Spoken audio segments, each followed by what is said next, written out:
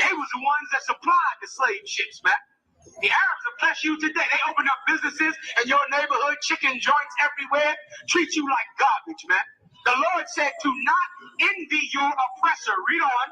And choose none of his ways. Choose one of his ways. Choose none of his ways. Choose some of his ways. Choose none of his ways. The Lord God said to not envy your oppressor and to choose none of his ways. If you are a Christian, you have chosen a way of your oppressor. If you are a Muslim, you have chosen a way of your oppressor, and God is killing your children because of it. God is murdering you, not murdering you, killing you righteously because you are doing something he said not to do. Give me Hosea 4 and 6. Not Hosea. The short for lack of knowledge. Hosea 4 and 6. You want to move up? You want to move up the camp? The brother had a question about the shield we wear. You see this shield we wear? A lot of people are just used to white people wearing this shield. That's because the white man stole your culture. This is called the Magun Dawda in Hebrew. This is the shield of David.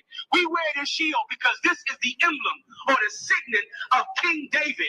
The New Testament says that Jesus Christ sits on the throne of David. So the kingdom of David is in full effect right now. Jesus Christ is the king on that throne, so we represent that kingdom. We're wearing the shield. That's why we wear this symbol. We wear these fringes because the Bible says you shall make fringes on your garments. We rock it, and listen, and furthermore, we rock it because it looks so damn good. That's right. Because we see how Muslims dress and white people dress, and we choose to dress like our culture is, man. We dress like our people dress. How do we find that out? Through the Bible. Through the Bible, we found out what our people dressed like before we chose our oppressor. They use this Bible to sell their religion, but it has nothing to do with their religion. We read this Bible, we doing what it say, we living it every day. That's why we out here on the street. That's why we saying our lives are rock and Islam is a joke, because the Bible says to say our lives are rock and Islam is a joke. That's why we hate the white man, because the Bible hates the white man. I know you love him. I know you got Stockholm syndrome. I know you done chose to save your body, that you can love the white man enough that he might let you live. Right. And you know what? You did that, and then you start to kill each other, dummy. That's right. Then you start to kill each other. Then you start killing each other. We decided to do what God says, and we will live and never die. That's right. Never. What's your point? No, I hate all white people. That's right. Any more questions? No problem. And God hates them. That's more important. That's right. God hates. And can I ask you a question? Yes, it is. You want to see it? Romans 9 and 13. Can God do anything? Yes, he can. Yes. Why did he just kill all the white people? You know why? Why? Because he wants white people to kill you. That's why.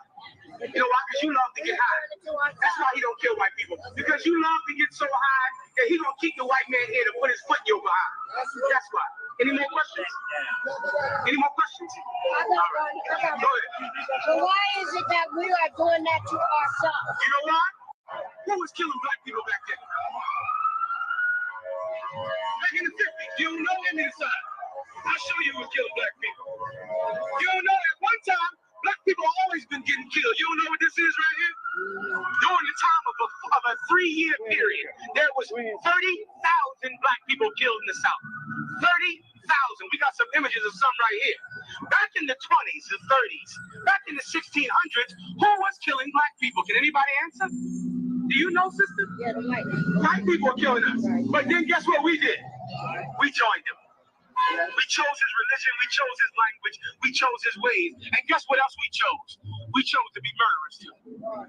We chose to kill each other. We chose to do what he did. We worshiped his God and we did his work. And the white man's work is to destroy you. And so then we took up his job and did it for him. I have to poop, but it feels stuck. Stop! Are you trying to kill us?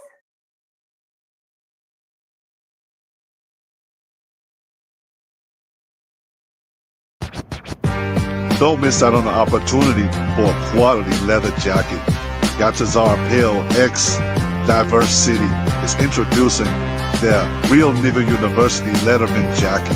Don't be the only one without one. Order yours today. www.diversitymall.com. Oh yeah, and they take Afterpay. So get yours today. But now check it out. You got the 1969 on that side. Look at that One West emblem on that side right there. Look at that. Look at that. Look at that. That's real ice drip. Like real leather dripping. You got the back.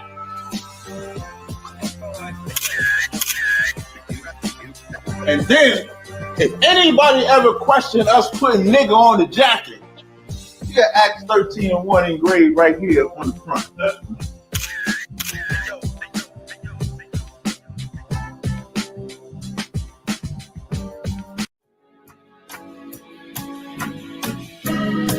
They killed, give me Isaiah 14 and 21. They did the same thing to my people. So that you said that they put millions of my houses. Yes, you said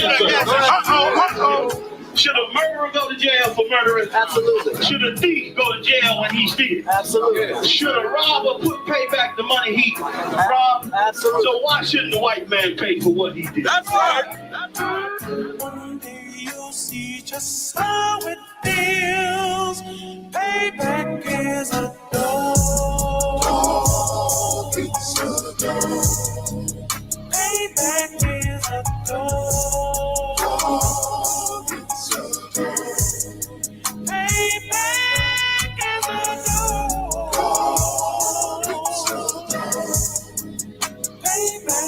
is a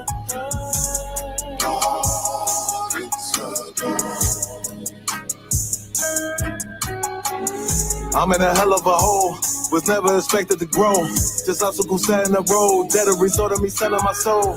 The story I'm telling is cold, but yet it's what everyone knows. The white man's the devil is known. America was never a home, only a place of captivity, safe facility, hating, disfigure me. They claim that I'm lazy, be killing me. Maybe the slavery draining my energy. 400 years and counting. The trail of my tears is countless. The fact that I'm here is astounding, but I can't wait till this shit is surrounded. Ready to tangle my king and the angel, be ready to rap. Crack in the sky, nuclear missiles will make it official. I'm capturing every cracker surviving. Put them all in chains where they need to be. Slavery for me. And let the whole world see that with them in the cage and safer in the streets. Put the dog on a leash. Get resolved for the beast. 144, get the brutal show, we could all be at peace. As soon as the trumpets are sound, your kingdom we busting it down. The only way justice is found, the time for your judgment is now. You'll see just how it feels. Payback is a dog. Payback is a dog. Payback is a dog. Payback is a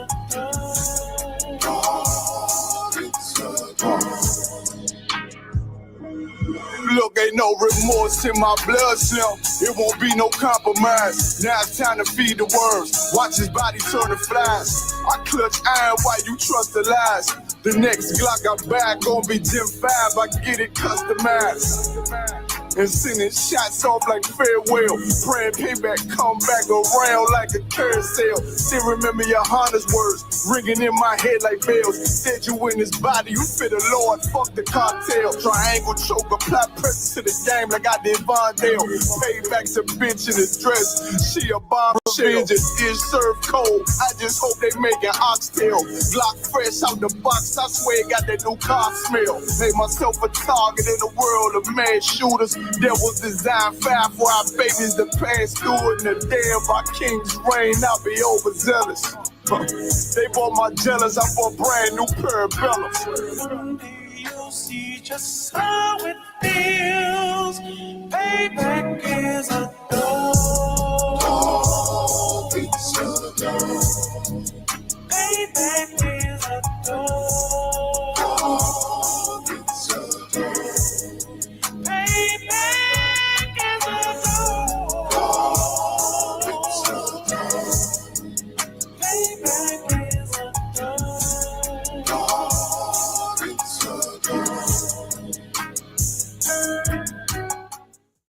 Are you black? Take a look in the mirror, man. Look, man, you got a legitimate beef, all right? But it ain't with us, okay? Are you black? Hey, look, man, don't let me question the fact whether I'm black. Now, I bet you niggas do think y'all white. College don't mean shit. Y'all niggas. And you gonna be niggas forever. just like us. Niggas. It was never what a fake nigga think. It was always what a real nigga think. I made my name up in these streets like a real nigga. I keep them pistols in my Jeep like a real nigga. I make sure all my homies eat like a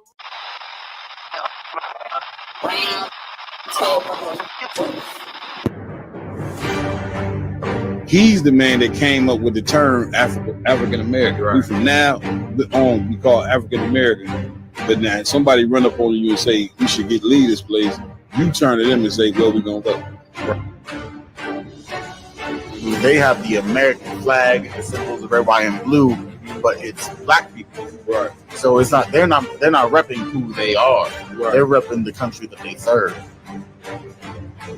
These leaders that don't care about their community, you know what I'm saying, that always, you know what I'm saying, just focusing on winning gold medals and championships and different things of that nature, and have no thought to the Black, Hispanic, and Native Indian community, is gonna come back at home.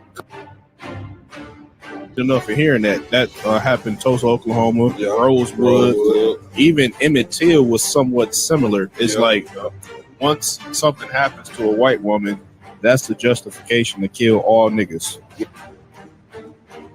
At the same city, at the same time as the Klansmen, the Purple Boys had a mass march on the other in downtown, but blocks away, and did not cross paths with that. Real Nigga University in 5, 4, 3, 2, 1.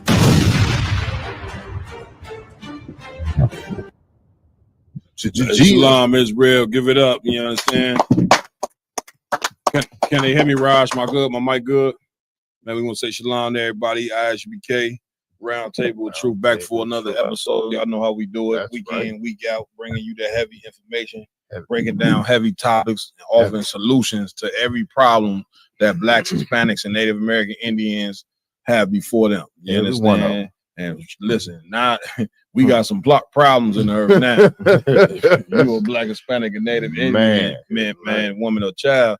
It didn't got real quick. You know what I mean? But before we dive into it, of course, I want to give it up to my amazing hosts that rock it out with me every week. To my right, we got Officer Makiala in the building. Give him a hand. Right.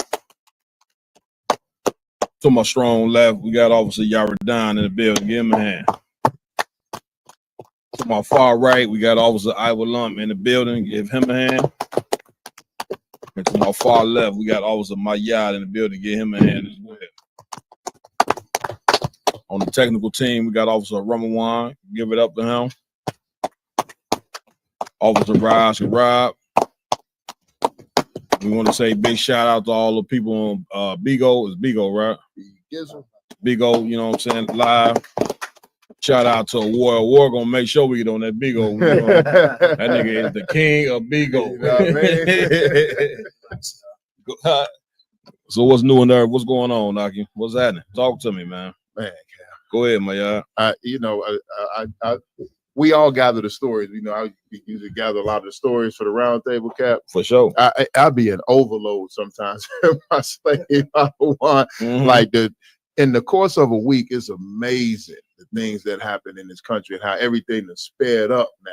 You know what I'm saying? We go Friday from Friday. Friday to Friday. How many stories by the time this episode be over? How many stories gonna be in there before the next episode?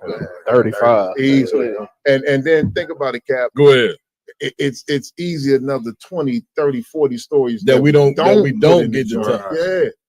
Man, you know listen, that's crazy, man. You know what I'm saying? But listen, a lot goes on from day to day, and that's the whole point of ISUBK. You know what I'm saying? Is to raise our people about it as hell, spiritually. Right. Spiritually, we're gonna get out of here physically. You know what I'm saying? But spiritually, you got to leave this place spiritually first. That's right. And America, man, listen, believe it or not, this place is filled with every foul. Revelation say it's full of every foul bird that's out there. Right. You understand? Any and every demon, you know what I'm saying, that you can imagine is here in this place right here.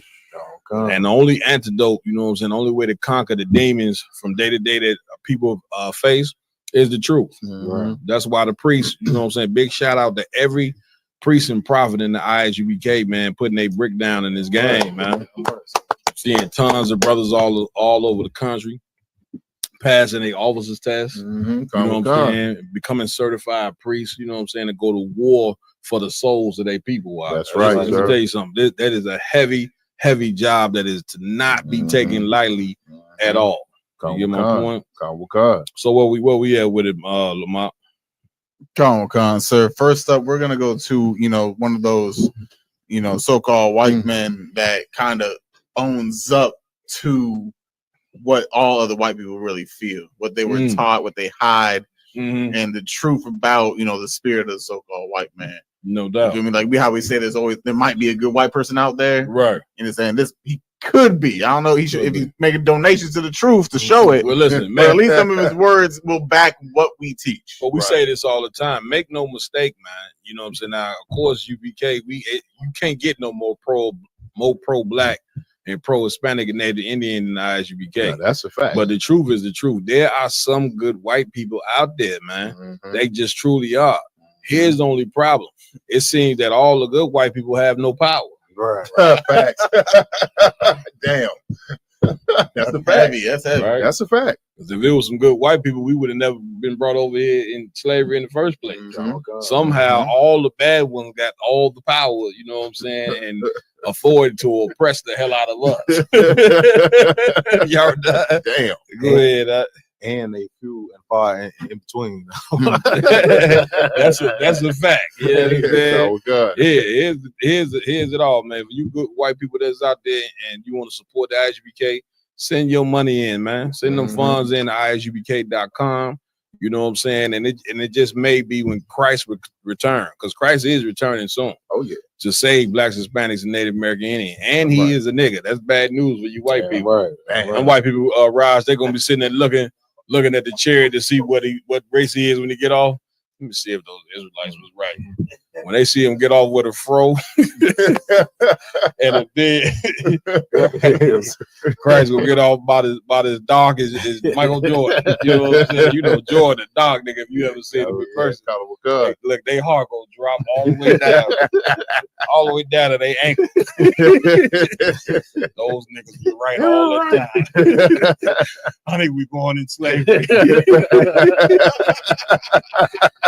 I told you we should start doing those cotton picking lessons a long time ago. Go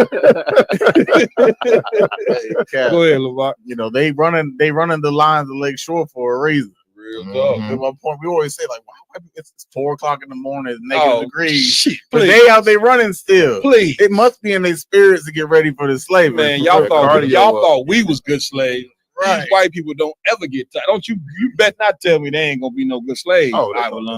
There's a way, like he said, they running up and down on Lake Shore they run nonstop. Right. And as I be looking at them, I be saying, "Oh boy, you gonna pick so much corn, so much green, so much cabbage." You know what I mean, you gonna be an excellent slave.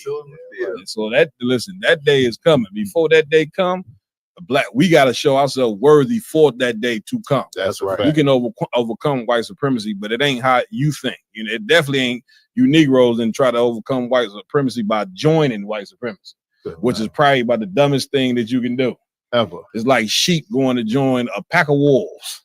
You know what I'm saying? They walk right over there with the wolves and say, "Well, we're gonna go join the wolves." The wolves like, "Oh, that's what's happening." By the morning, all the wolves is laid over on their stomach for how many sheep they done ate. You big dummy, you know what I'm saying? But the Lord ain't never say join your oppressor or join your enemy, man. Right. You understand? So go ahead, let's get into it. What we got? It's a video right now. Okay. Was raised to be racist.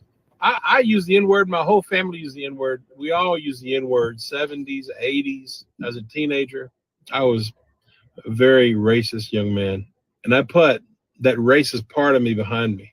In that now, stop it right there. That's and you listen. See how you look. I put that racist part behind. Yeah, he ain't put a racist nothing behind him.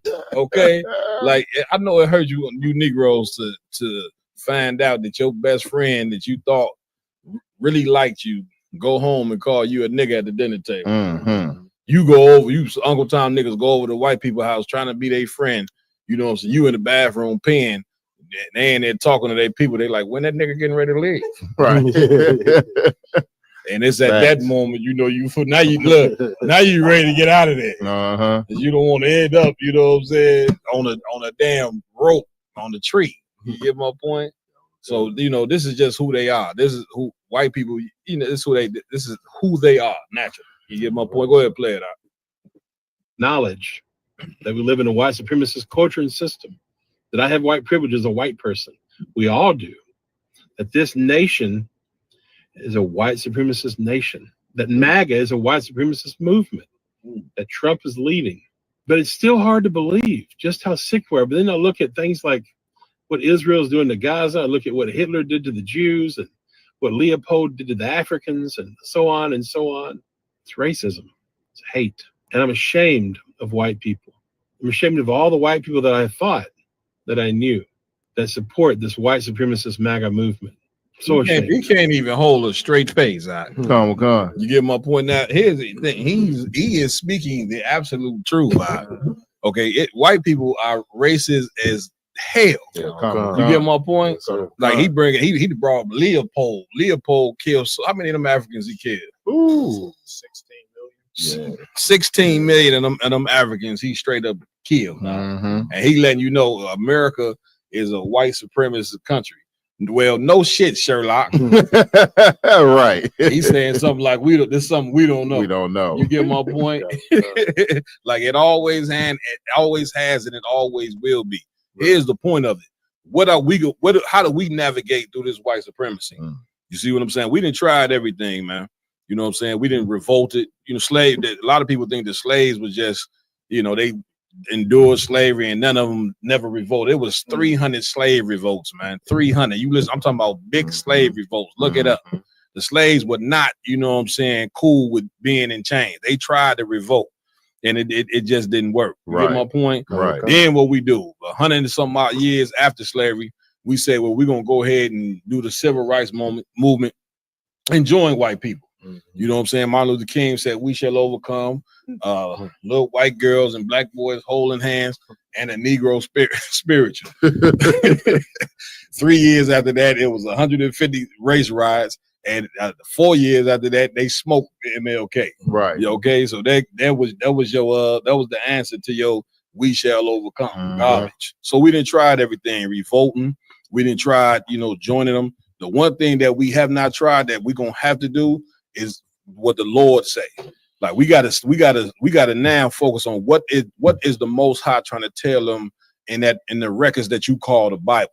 You understand? And everybody don't know. It's a beautiful thing to understand the records of them. Y'all can chime in anytime y'all want, but it is a beautiful thing to understand what a lot of people call the mystery. The men in the ISUBK, we understand the mystery of that Bible. Big shout out to Captain Tazariak again. Right.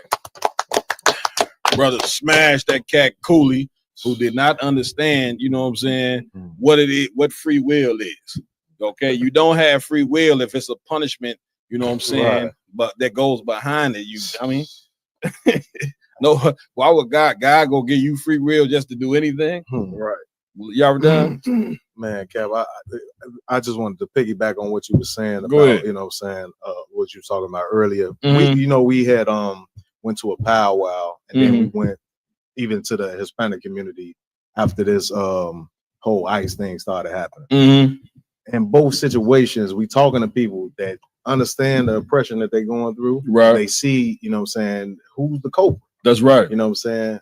But both of them, you know what I'm saying, at different periods, the Native Indian brother and the Hispanic sisters we were talking to said, I still love this country. I still want, you know what I'm saying, to come together with this. Like, so this same thing that you talking about with the civil rights movement and all that, that spirit is still on our people. It's joined with our enemy. And we see that, you know what I'm saying, it never works. Well, listen, that's the relationship between an abuser and the abused. It's like a wife, you know what I'm saying? Y'all wondering why she's staying in that relationship. Right. Because she didn't been in this relationship for so long that at this point she believed the abuse is love. She believed the husband cracking her upside her head, knotting her face up. She looked at that as love. Right. And so blacks, Hispanics, and Native American Indian, we've been being abused by white supremacy for so long that we still in love with this place, even though we know what they doing is wrong. Lamont, you got the floor. Go ahead, and the notion that Black, Hispanic, Native Indians have that think they can change the system from within is just foolishness. You're not going to be able to join. You're not going to be able to join a country that was built off of the hatred for you and think you're going to change the hate. That's it. You're not going to change that. That's if right. It was built off of them hating you. That's it. If you want to change anything, you got to destroy it from the outside and crumble them down overall. And the way you do that is by the laws, statutes, commandments, and morally setting yourself up with the Lord the same way we did in Egypt. Damn right. Get a brother a hand. Rob, go ahead and finish playing that tape. And it is hard to believe just how racist the people that I thought I knew, and the denial, the apathy. But then you really think about it, Black people have never really mattered to white people. They just don't. That's what we've been taught. We've been taught that Black people are less than us. Subconsciously, consciously, overtly, directly, indirectly, passively, aggressively, whatever. We've all been taught that. Stop it right there. I mean, the devil is just speaking the absolute. He is speaking the absolute truth. I ain't really sure what you Black and Hispanic people. What do you think white people is teaching other white people in their homes? Right. Do you really thinking they teaching them how to love you more and how to be a model citizen? You understand? Like this is what they've been teaching each other for a very long time. Why? Because how the Machiavellians brought out. Why? Because how the Machiavellians brought out racism and white supremacy and hating Black and brown people is the foundation of America. Yes, right. It's like a house. That foundation is important. Get me right on that, my yard. If that foundation strong, that house gonna stay up for a very long time. And so America been able to suck the blood and stay on top for a very long time because this is what moves America. Is our hatred. Listen, Blacks, Hispanics, and Native American Indian, we are the earth's #1 commodity. But why? Because we are still slaves. That's right. You get my point? And they just sucking all the resources. Even in these Latin American countries, they even suck them Latin American countries bone dry. So much bone dry that they running ahead just to do what? Get deported right back to where they was from. You see what I'm saying? But once again, you Blacks and Hispanics and Native American Indians, you listen to me good. You have to let go of the white man's gods that he gave you. That's right. Now, goddamn, he gonna murder us, crack our head, you know what I'm saying, beat us, and then we gonna worship his God at the same time, even though he doing all these things to us. Why don't we just leave? If we gonna take the abuse, at least let's go serve our God. Right. Well, if you understand the Bible, you know what I'm saying. What did the Israelites do when they was in Egypt? They were serving the Egyptians gods for a long time, and then Moses came and said, "Let my people go, that we may serve our God." That is the key to getting out of this hell. You know what I'm saying? It ain't nothing else. Lamont, Go ahead. Not only that, like Blacks, Hispanics, and Indians, they think that money's gonna free them from racism. That if we have a certain amount of money and we go live in the white picket fence areas and we surround ourselves with the oppressor whatnot, now racism just doesn't apply to them no more. Real talk. My point. But then the white people say over on the media side, they throw out the show them where it was just a Black family living around a whole white community and how they were showing them all how much they hate them regardless of where you live, where you believe you belong. Damn right. You can't save yourself from the white man's racism. Damn right. You can't escape the oppression. Right. You ain't gonna get out of that at the end of the day, as long if you believe in the customs of the society. Right. Man, I remember my sister moved in this all white neighborhood in Wilmette or whatever, and I didn't, live all in the city, out the city, and lived in some neighborhoods where gunfire was going on every night. But brother, I stayed with her for about 2 weeks. And I used to have to park my car far and then walk through this all white neighborhood. And brother, let me explain to you. I ain't never been so scared in my life. You hear me? I mean, these people, when I'm walking through the neighborhood at night, these white people, it was like a movie. They would come looking out their window and be like this, walk through the neighborhood. Cause they ain't got no curtains. They doing this every house. Brother, Nightmare on Elm. Listen, I said, man, what made you move over here? Man? Listen, it spooked me out so bad I couldn't even sleep in a crib. Cause I'm like, man, for sure, these white people know we the only niggas in this neighborhood they coming for. I think I heard somewhat they like, huh? What? Lamar, I want to keep eating time, but like what you're saying is so heavy. Like, of course, at least you brothers in Chicago know how I grew up. Being the only black person in the entire town I grew up in. All their trucks, all their cars had Confederate flags hanging from the back. You feel my point? That is and crazy. Of course, me growing up being the only black person, I didn't understand racism. I thought it was you didn't understand the danger you was in. Exactly. Like they like I be walking home because of course my mom. I grew up with, the white person that just happened to not be anything in their own society. And I'd be walking home from school, which is about a mile and a half, and they'd be walk right behind me, revving the engines on the back of the trucks, routing, black boy, all that good stuff. Yeah. And of course, to me, it's like I didn't know any different. Damn right. This brother that went through complete hell, you know what I'm saying? But nevertheless, the Most High led him right to the truth. Get a Lord a hand for that. Yeah, that's right. So you black people that grow up around nothing but white people, Lamarcus Allah is proof you ain't got no excuse. That's right. We don't want to hear nothing about you. All you know is white people that bring your ass in this truth, man. Right, sir. Go ahead, if there's any more on this tape. No, that was the last of that. That's all right. What's we going next? Moving on, what we about to play is a whole bunch of Uncle Tom Negroes rooting for Trump, make America great again. Up in the White House, think they doing something. Lord have mercy. Let's get to it. And this is Terrence Williams, BTW, by the way. This nigga got the bow tie. He says it too. My bow tie. We at the White House. We back in here. We waiting on President Donald J. Trump. Yeah. Definitely got that move. I look so good in the red. Let me fix my.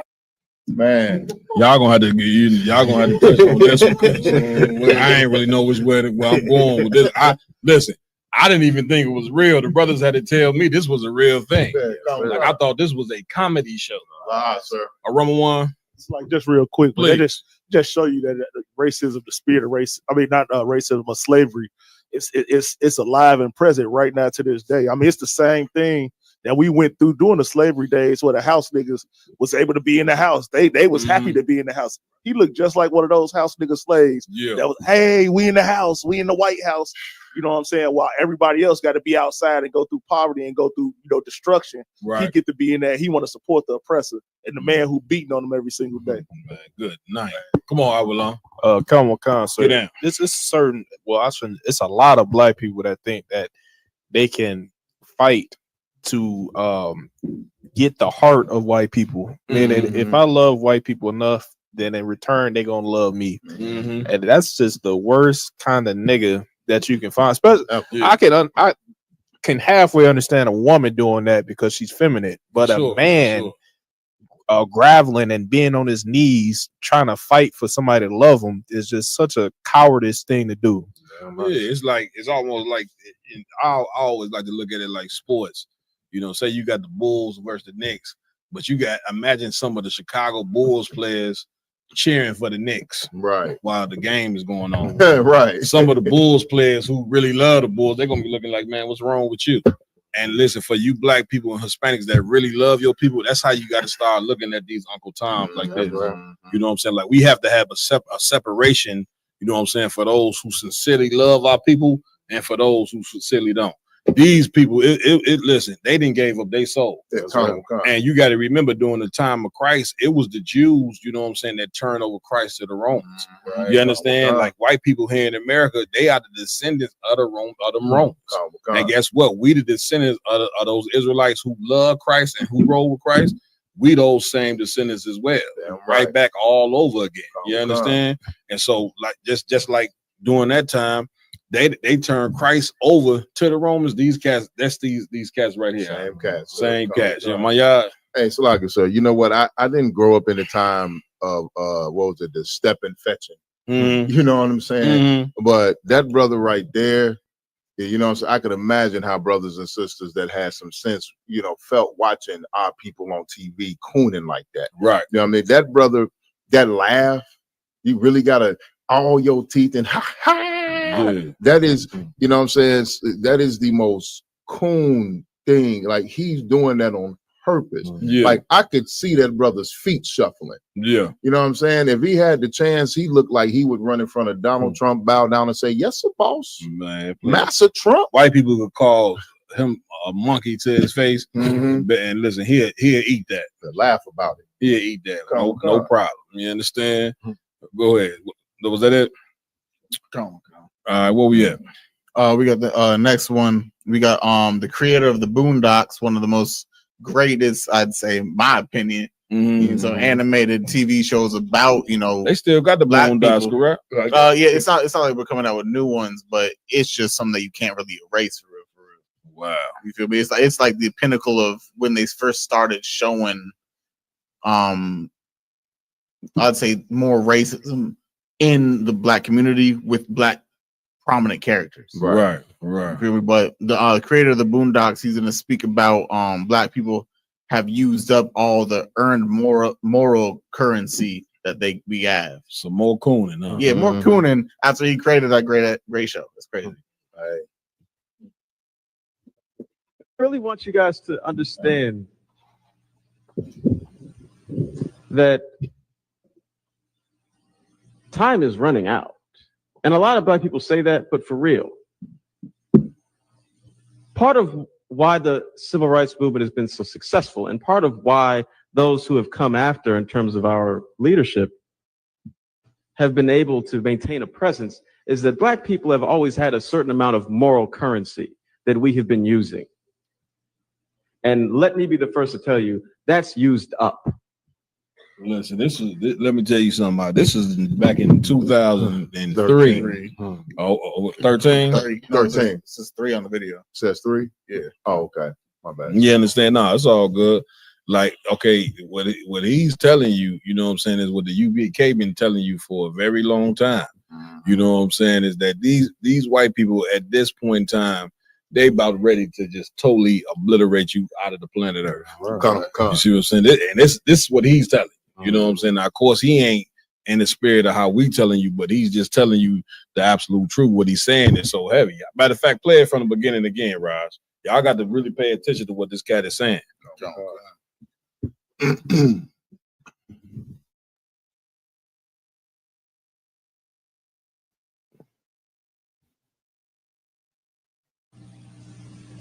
That time is running out. And a lot of black people say that, but for real.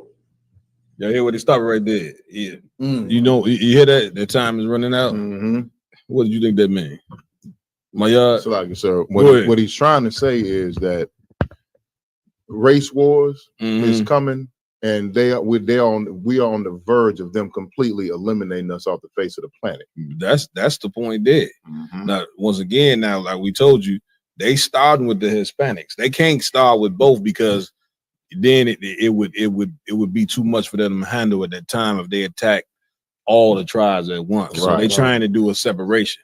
They making you Negroes feel like you a citizen, and you ain't got nothing to worry about. We're gonna deal with these Hispanics, and in turn, you Negroes is becoming enemies to the Hispanics. But here's the thing: a lot of you Negroes gonna end up in the Guantanamo Bay as well. That's what this cat right here is trying to tell you. Time is running out, meaning these white people have tolerated you.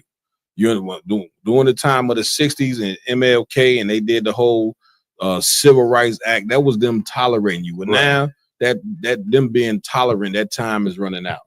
You understand? Go ahead, play the tape, Bob.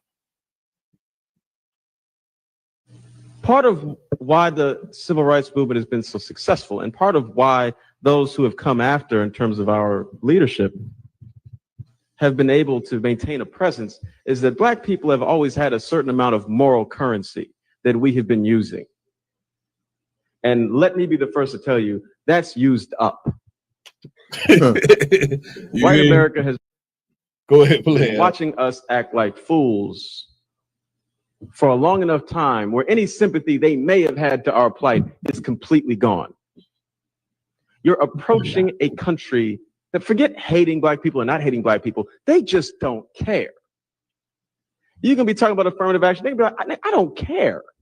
Stop right there. And listen, it's heavy. This is 20 years ago. And you see who's sitting up in there now.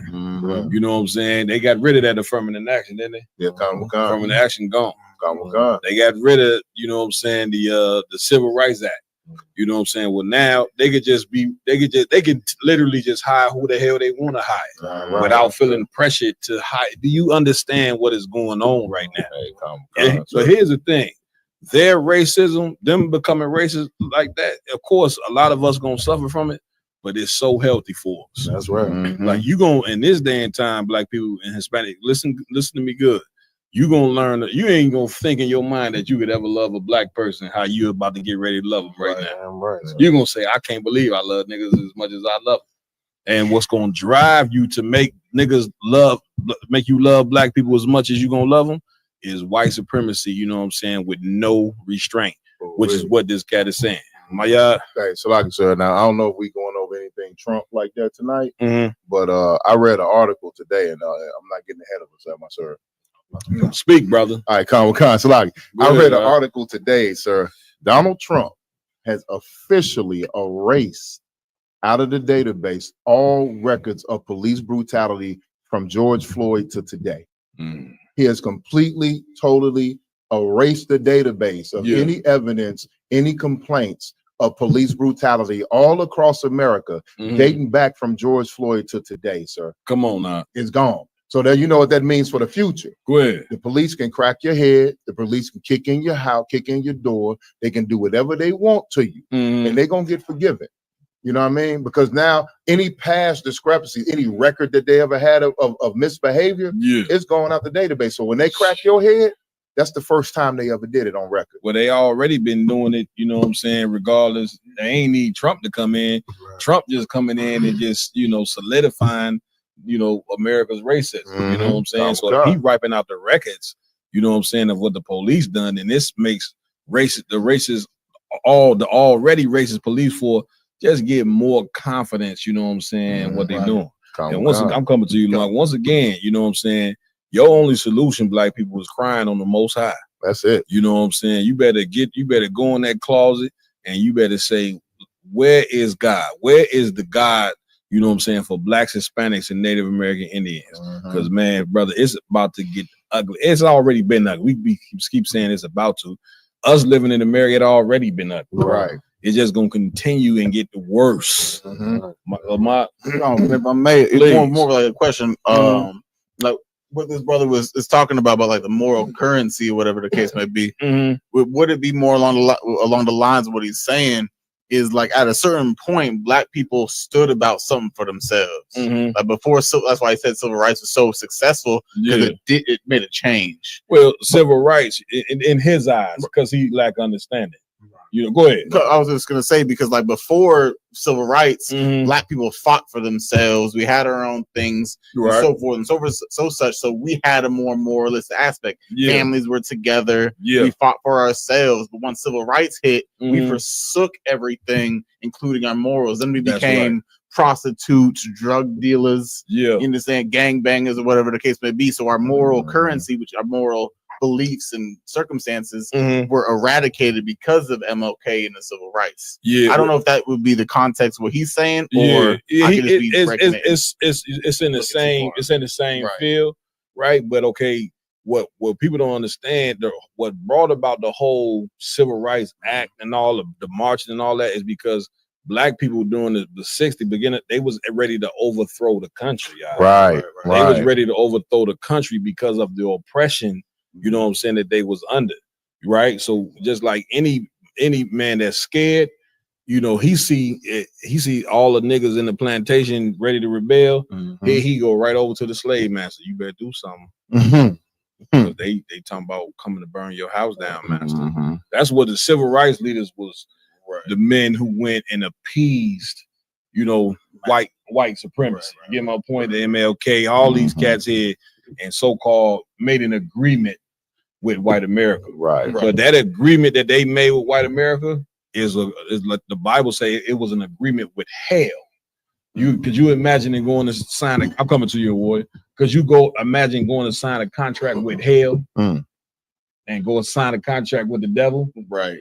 That's what they done. Right. You see what I'm saying? So him even saying that the civil rights was a success, how in the hell was the civil rights a success when the oppression only kicked up even worse after the civil rights movement? Like that whole civil rights thing, that has been an illusion. That whole thing that has been an illusion, been a success. That is an illusion, man.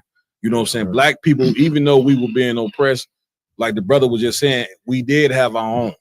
We had black businesses. Our family was intact. We had black schools. We decided that we was gonna go now join the people that had us in chains, had our ancestors in chains. Right. That was burning crosses in our line.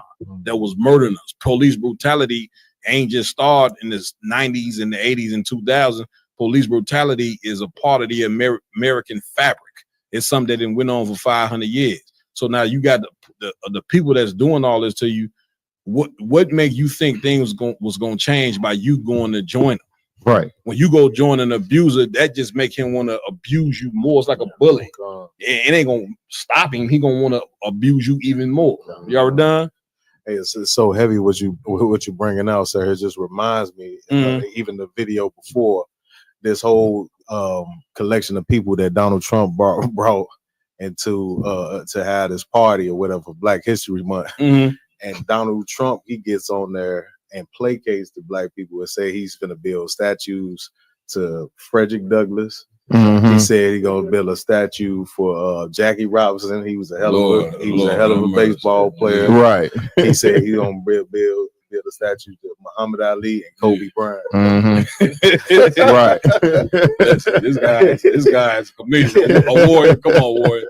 Yeah, Colonel Khan, sorry. It just remind me, you know, like Ecclesiastes say, nothing is nothing new under the sun. That's it. So when I think about the scripture, I think about the Maccabee times when it says that wicked men out of Israel went to make league with the oppressors. That's it. You know, so that's that what you was bringing out. That's what it just remind me of, because everything is just happening all over. Go ahead, finish playing that thing. It literally is of no importance to me. I don't care about slavery. I don't care about segregation. I don't care about you. I don't care how many of you all go to jail. I don't care at all, because I'm broke. You can't be the proud, noble fighter when every single time someone sees a person that looks like you on television, they're acting like a damn fool. How would they know? How would they know you're not a damn fool? Here's the thing.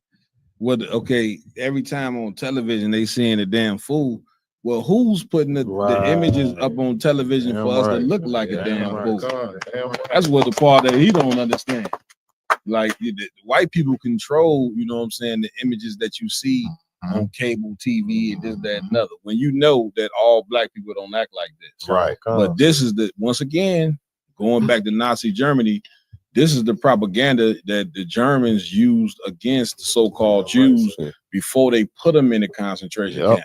They had to get the German people to be on their side, because at first the German people was like, nah, you don't put them in no camps. But the more and more that they pushed the propaganda that these so-called Jewish people were not good people, then they got the support of the whole nation.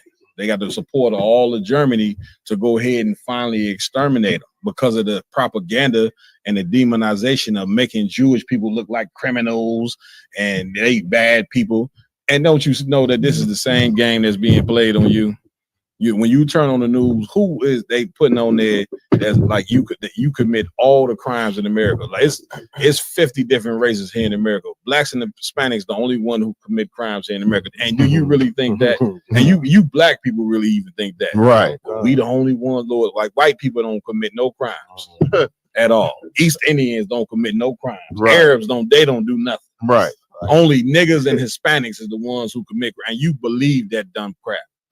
You ever done? If I had $1 out of one, for every black person that done told me, like, you know, white person ain't the one that's sticking me up in the neighborhood and stealing from me, taking something away from me or shot my brother. That's right. That's because what they don't understand is how white supremacy works is white supremacy fight against you to where you can't see them fighting against you. Right. They creating laws and policies to starve all of us out, so we fight against each other, and we just too dumb to realize it because it be black leaders like him and the other brother that we just played before. They sitting up there in the office with the white man, signing paperwork and making deals with him to make your community poor. It be niggas like him be your representative. Get up there with the white man for the Chinese to come in and get money, all the money out your neighborhood. You know what I'm saying? The Chinese, they in one store, the East Indians right here, the Arabs here, everybody getting a piece of the pie but you. Do you know that's a crime? Right. To have a all black neighborhood and all the people who sucking all the resources out of there is from 4 different races.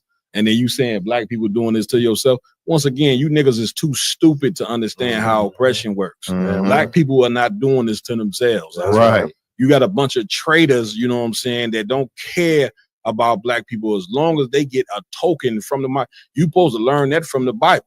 Why in the hell you think Judas turned Christ over to the damn Romans? He did that for some tokens. Right. You see what I'm saying? Because some people are willing to sell their soul for trinkets from the so-called white man. It's been going on for 1,000 years. Some of us not. You looking at the man who not. White man can't give me no trinket to sell out my people or to mislead my people or turn against my people. I'd rather die than do that. You understand my part desire?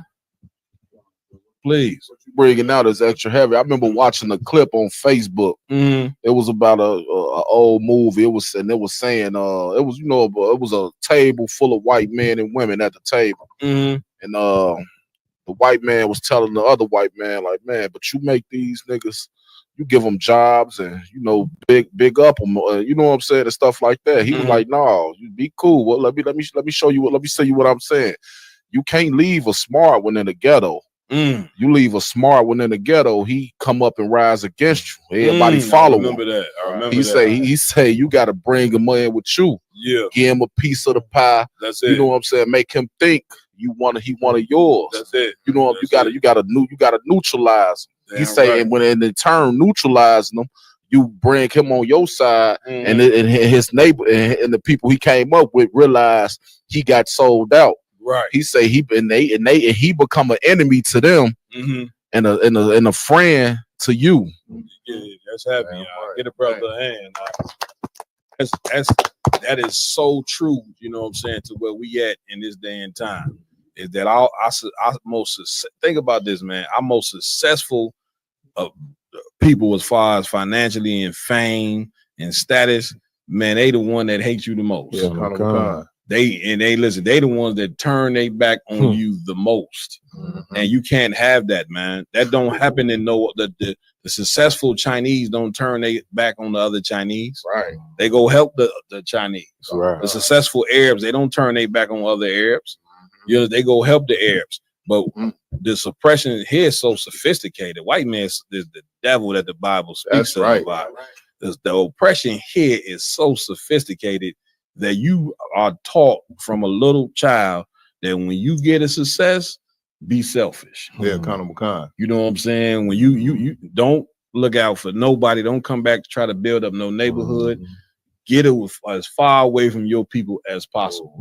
So now the community just becomes more and more rotten. Yeah, kind of kind. Successful people leave, you know what I'm saying, and never come back to help these poor niggas, because they guess what? They supposed to make it like you made it. Right. But it's like a funnel. It's only meant for a couple of us to really make it. You know what I'm saying? This country, you think this country designed for all of us to be successful?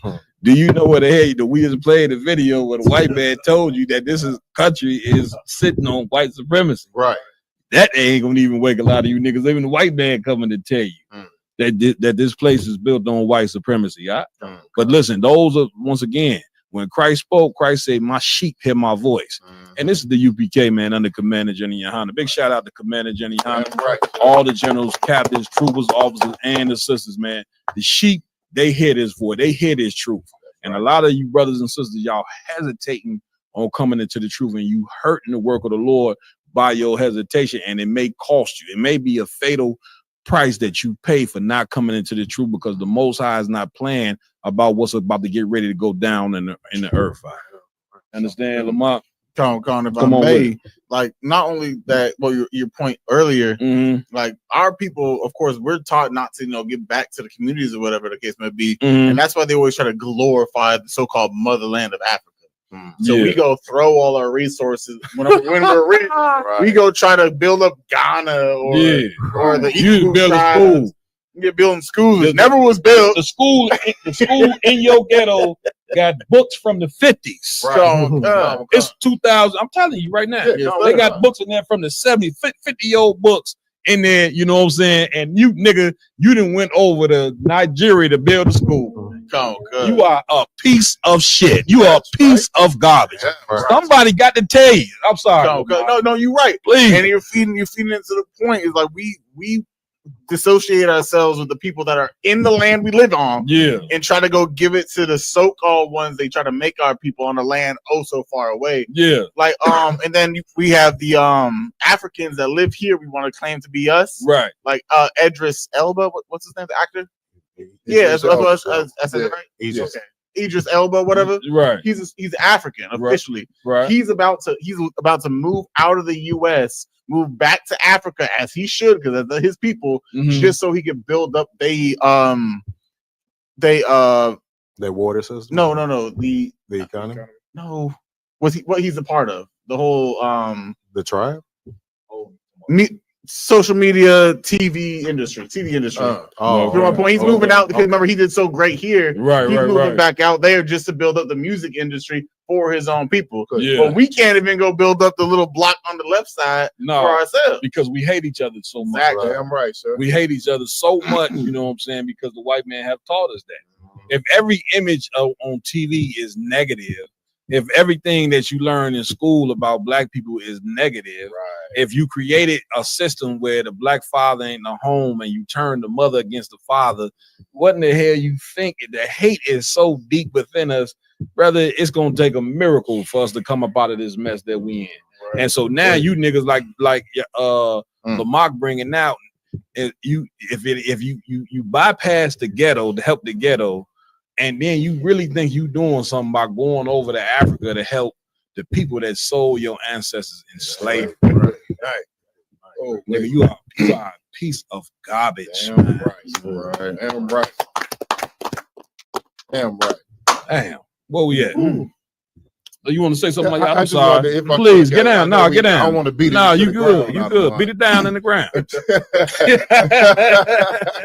It's like it, sir. It's just so heavy what y'all bringing out because it just makes me think like, you know what I'm saying? Even the brothers in the hood that were destroying the hood, even the brothers in the hood that were doing worse than you, that had less morals than you, that were the problem in the hood, when they get some rap fame, they get discovered and get on a TV show. When they get any type of money and recognition by our oppressors, they completely turn their back on the hood, and then they turn their nose up at the brothers and sisters in the hood. Now you below them. Well, they were you sold my uncle this crack.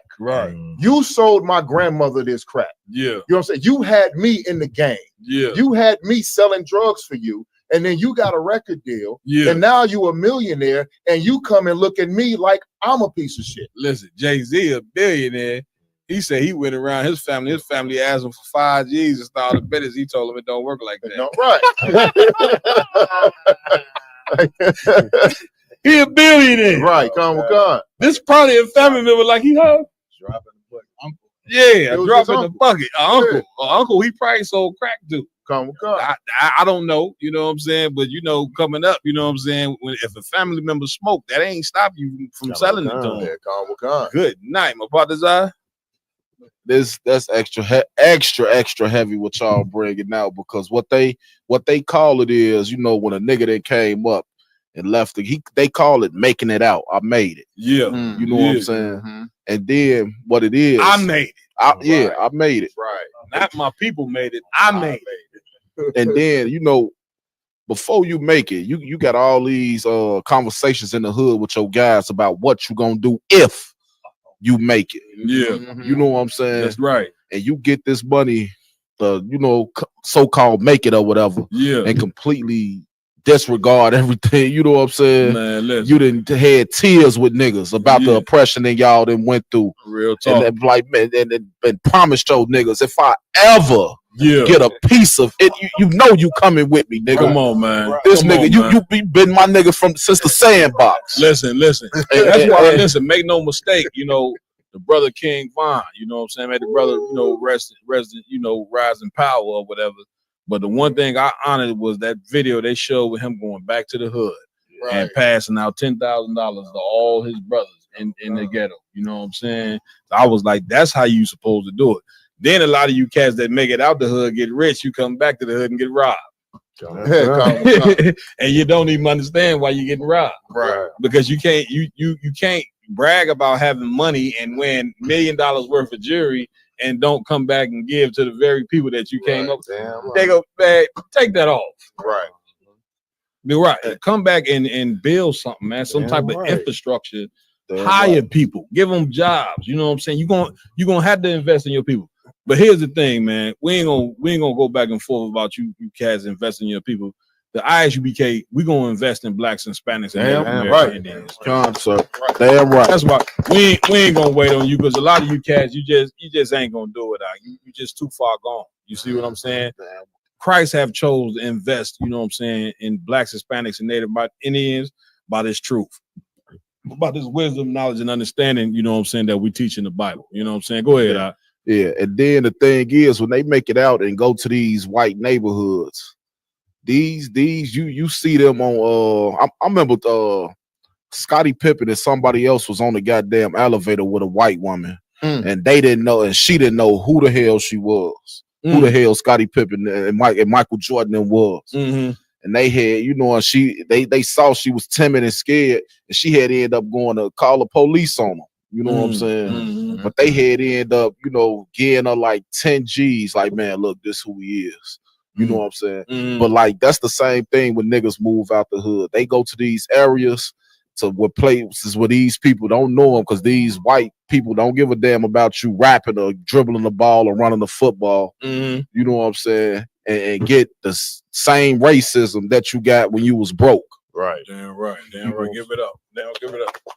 I will real quick, Cat. To Mapaz's point, in the recent years, G Herbo, he was all in the tabloids and stuff about his people saying that he ain't shit. The niggas that he rap about and the gang and the people that he left on 79th. I mean, it was a couple of them had interviews and everything, said, man, this nigga don't come back to the hood. He don't do nothing. They're right. So, you know, that seemed like it's just a common occurrence with a lot of celebrities or rappers that they get their money and say, hey, forget the niggas and listen, I get it, man. Some people, you know, you can't help. You can't come back to. You know what I mean? But the ones, you know what I mean, that's worthy, you got to listen. This is what we got to understand, black people. Is the only people that's gonna fix us is us. That's right. You know what I'm saying? All of us ain't gonna be rap stars, man. It's just not gonna happen. All of us, you know what I'm saying, not gonna be NBA players in NFL. Right. It's a funnel, you know what I'm saying? That's a very small percentage of people. Right. You know what I'm saying? But we need a bigger body of people to be successful. You know what I'm saying? Than just a few people who good at singing and dancing. Enough of that, man. We didn't did that for 40, 50 years. We didn't sung for America, perform for America, and yet our people are still downtrodden, still suffering and all of that. Right. You get my point? But once again, though, what the main thing that where we need to start, the one thing that we have to have that where you don't even need money is a moral compass. Right. And that's where the priest and the ISUBK come in. You know what I'm saying? Right. Starting to teach our people to have a moral compass. We done with that? Let's play the next one. Come on. Next up, we got TK Kirkland talking about you don't become a man until you're the age of 42. Let's do it. Crazy pocket. To God willing, you get 40. You don't become a man until you're 42. This is my opinion. Okay. I tell people why. Because you need experiences. You need wisdom. And everything up to 40 is just rehearsal. Just rehearsal. After that, the real shit starts. You're going to make so many mistakes. You're going to learn so much about life in the game. That's deep. And you apply it to the rest of your life. And you look forward to peace of mind. You look forward to, by that time, you're going to do it. I mean, I understand. I totally get and understand what he's saying. But this is where we got to be fixed at it, because you can learn how to be a man at 16, and in truth, 19, right? And the way that you become a man is being taught by other men. You know what I'm saying? The wisdom that you need to hear at a young age. Right. He right. And the world cat is gonna go through hell and all type of stuff, and ain't really gonna become a man until he's 40 from life's experience. But in the ISUBK, you become a man no matter what age you are. That's right. You could be 60 years old and be dumb as a box of rocks. You understand? But then when you come up in this truth and get this wisdom, you know what I'm saying? You man up then. You know what I'm saying? Because wisdom is what really makes a man. And just think about if you get a son and you raise him all the way up, by the time he's 16, you can tell the boys who've been raised by their fathers and those who have not. They more mature, right? Because the father then taught them do like this, act like this, roll like, and from them watching the father. But if you take the father out the home, now he don't have no example to look at. So then what he start looking towards? The cats in the neighborhood. You know what I'm saying? No matter if now the cats in the neighborhood could be negative as hell, but that's the next male figure that they see. So if the cat in the neighborhood selling drugs, then guess what he gonna want to be when he come up? A drug dealer. You see what I'm saying? This cat right here, he might look up to as a pimp. Guess what he gonna want to be? A pimp. You see what I'm saying? So this is what's been going on in our neighborhood, is looking at these negative images. And when you go down that road, you're gonna learn the hard way. But if you get a good father to tell you, son, don't do this. This is how you treat people. Treat every man with respect. Never break God's laws. Man, you're going to be, at 17, you're going to be more mature than the cat 35 years old, just off of what you've been taught. You understand? So that's what really make a man out. Wisdom. Y'all done? Hey, what's so heavy about what you're bringing out? I don't want you basically got to my point. So like, yeah. No, because you know what I'm saying, that's what it's about, man. It's about the people getting the truth. But you know what I'm saying, just like you saying, the brother mentioned experience. Yeah. You know what I'm saying? Certain things that it's certain experiences a young man shouldn't have to. That's have to go through. Damn right. Damn right. Listen, that go all the way back, you know what I'm saying, to the book of Genesis, when all Adam had to do was just listen to what the Most High said to do. Right. He wouldn't have had to know the other side. You know what I'm saying, of the Lord. You know what I'm saying? The other side is when you don't obey what your father tell you to do. That's right. That's why leadership is so important. You understand? Where we at with it? Go ahead, play. Yeah, some more. Salak. Death sometimes. Your mother, your father, someone that you love. And then you start really appreciating life. You cut the radio up just to hear the tires on the road. That's music to you. You suddenly look at you when you see the trees blowing. You appreciate that. Birds, see dogs walk. Small things. It's the small things you appreciate so much. Yeah. And as you get older, and you understand it, you only want to rock with certain people because their energy is different, right? As you get older, you become universally connected. You become more inclined to power. You become more inclined to knowledge, but don't let knowledge make you bitter. See, getting knowledge to the black man only makes us bitter. Stop right. Where we go with this? Do y'all understand what this man telling you? Why is he saying knowledge make you better? Come on, y'all down. From what I'm seeing and how he explaining the whole breakdown, please. He been bumping up his head up against a wall all in his warrior phase. That's it. You know what I'm saying? That's all it. the time that he got the zeal of a young man to go out here and war against the society. That's it. He's bumping his head up against the wall, trying to, throwing rocks at the penitentiary the whole nine. Like that. They're right. And now when you get the wisdom of what's really going on, where your real focus, now you old and you don't want to deal with it. You want to lie down. You know what I'm saying? This to me, this comes to mind. Go ahead. You probably was going to say that. Go ahead. Go ahead. You got it. The reason he's saying that, the scriptures tell you, oppression makes a wise man mad. Like he say, you listen to him. He say, don't let the knowledge make you bitter. Right. You see what I'm saying? Because meaning once you reach a certain age and you really learn American history, learn about slavery, learn about the oppression, what's going on, you're gonna be bitter. But that bitterness, you're supposed to use that bitterness in the right way. And that's what you see in the ISUBK. We bitter as hell about what our people been through in this country. Right. Make no mistake. Everything that white supremacy done and that we learn about, we mad as hell about it. Right. You know what I'm saying? And listen, the Lord, you know what I'm saying, solidifies us being mad. Because the Bible says, Ecclesiastes with T 7:7, I believe, says, oppression maketh a wise man mad. So if you walking around and you ain't mad, then I'm coming to you, priest. According to God, you are not wise. That's right. You see what I'm saying? A lot of our people, look at what we go through, and just like Yaradon say, they decided, man, I'm putting down. We ain't no fight, man. We didn't try everything, man. Let's just suffer here in America. For the however long it take. Like he said, don't be why you mad? What you mad? Don't be bitter according to his word. You understand? Like, man, black man, Hispanic man, Native Indian man. So you mean to tell me that Hispanic men shouldn't be bitter about their children in dog cages? Right. They shouldn't be bitter about them being separated from their children. They shouldn't be mad about that. That's something they should just accept. Right. Y'all done? Just going on off to Guantanamo Bay and be happy. Be happy for the rest of your Listen, look, when you get to Guantanamo Bay, enjoy how the trees swing. Right. Right.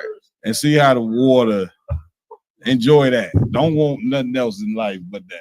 You know, Lamar. Come on. And just one part of what he's saying is so irritating is that there's so many black men, and we're men on purpose, that don't even get to make it to 42. Right. Damn right. Because of the oppression that we go through, that he's talking about what makes you a man. That's happening. We don't even get to live to that age. Right. You know, like the average age for a black man is like 30 to 35 in the society we live in. He's talking about 42. Right. You know how many of us don't even get to see that age, and that's when we become a man? That's a sellout. I'm coming to you, Raj. And the thing is, like y'all say, pressure make a wise man mad. Y'all got to get him more on camera. They can tilt that camera. But the thing is, we get mad and take it out on each other. Right. Because we're oppressed. That's right. We go kill each other. We go sell drugs to each other. That's it. You know what I'm saying? That's it. We downplay each other. That's it. We don't address our anger towards who we're supposed to be addressed to. That's right. And that further alongs the oppression and further along with the oppression, now you get madder. Right. Come on. Damn right. Raj Karab. All right, let's finish playing this joint. Oh, you want to say something? One last. Please, go ahead. And not only that, as America forces children to become adults. That's right. They force us to become men at the age of 9. They take away our father, put him in prison. Yeah, well, our mother gets unalived or put into this. We get put into the system of the child care system that takes us away from our mothers because she might have fallen weak to the oppression that we live in. Because you imagine, you look in the animal kingdom. Because you imagine lion cubs, you know what I'm saying, going out there to defend, you know what I'm saying, the pride right. against hyenas as cubs. As cubs. That's what we go through as Black and Hispanic Native men here in America. That's right. Daddy ain't home, so at 10 years old, you shuffling your buckle like you the man of the house. Right. You can't even pee straight. You in the toilet peeing way over here. You know what I'm saying? But because the father ain't in the home, you know what I'm saying? Naturally, that's the only masculine energy in the house. Right. And listen, a lot of times that woman treat that son like he running the show. Right. You see what I'm saying? But what in the hell is a 9-year-old know? You know what I'm saying about running a home? What does a 9-year-old know about sharing wisdom to his brothers and sisters? That's why I equated it to go put some lion cubs out there and tell them defend themselves against grown hyenas. Man, them hyenas gonna tear them in shreds. That's right. And that's the same way with the society of America. We got young boys, you know what I'm saying, trying to figure out how to make their way through the oppression of white supremacy, and they ain't equipped to do that. So where they gonna end up gonna go? They're gonna go in the early grave. They don't know no better. They gonna go into prison. They don't know no better. And then you got these preachers, man. These homosexual preachers, you know what I'm saying, that is effeminate as hell. You know what I'm saying, trying to make as though they gonna be the leaders of the black. They gonna teach you about God. Your preacher every Sunday, he's serving Satan, man. And you, how is a man who serves Satan gonna teach you about the Lord? And then you wonder why the people is so wicked. Because the stuff they teaching in there is satanic as hell. Why you think the women in there so these women is so, y'all know these women be so evil. They go to church. It's just like a certain perfume church women wear. Brother, I just do not like the smell. The smell is evil. The big house is tilted. It's evil. Bigger than hat, the more evil. You know, goddamn well, a lot of y'all know goddamn well your grandmother is like the wicked witch of the West. You know grandma wrong. Will y'all please tell grandma wrong? Tell her she wrong. To Officer Lamarck's point, is just something I want to say real quick, sir. So they force young black men, young black and Hispanic and Native American men at a young age to grow up fast. So you trying to be a grown man, take care of the house at 10, 13 years old. Then when you get in your 20s and your 30s, they want you to go through a second childhood. You know what I'm saying? That's right. It's the trap that they put you in. They steal your youth. They make you grow up fast. You see things, you experience things that no child should see or experience. Right. Then when you get into the workforce or whatever the case may be, when you turn 20 years old, 30 years old, now 30 the new 20. Right. 40 the new 20. Everything's the new 20. Right. 20 is the new 10. You're trying to go back. Now you're trying to go back. You know It's a trap. And what that creates is a complete and utter state of chaos and confusion where the strongest men on the earth, which is black and Hispanic men, never grow up. Damn. Because while you're a child, you're trying to be grown. And then when you get grown, you're trying to be a child, which leads to everything that's wrong in our community. So. Damn right. Give it up. Give it up. Finish playing this tape, Rod. We really don't run shit. It's all myth. Rewind it back just a little bit. I don't want y'all to miss that part what he just said.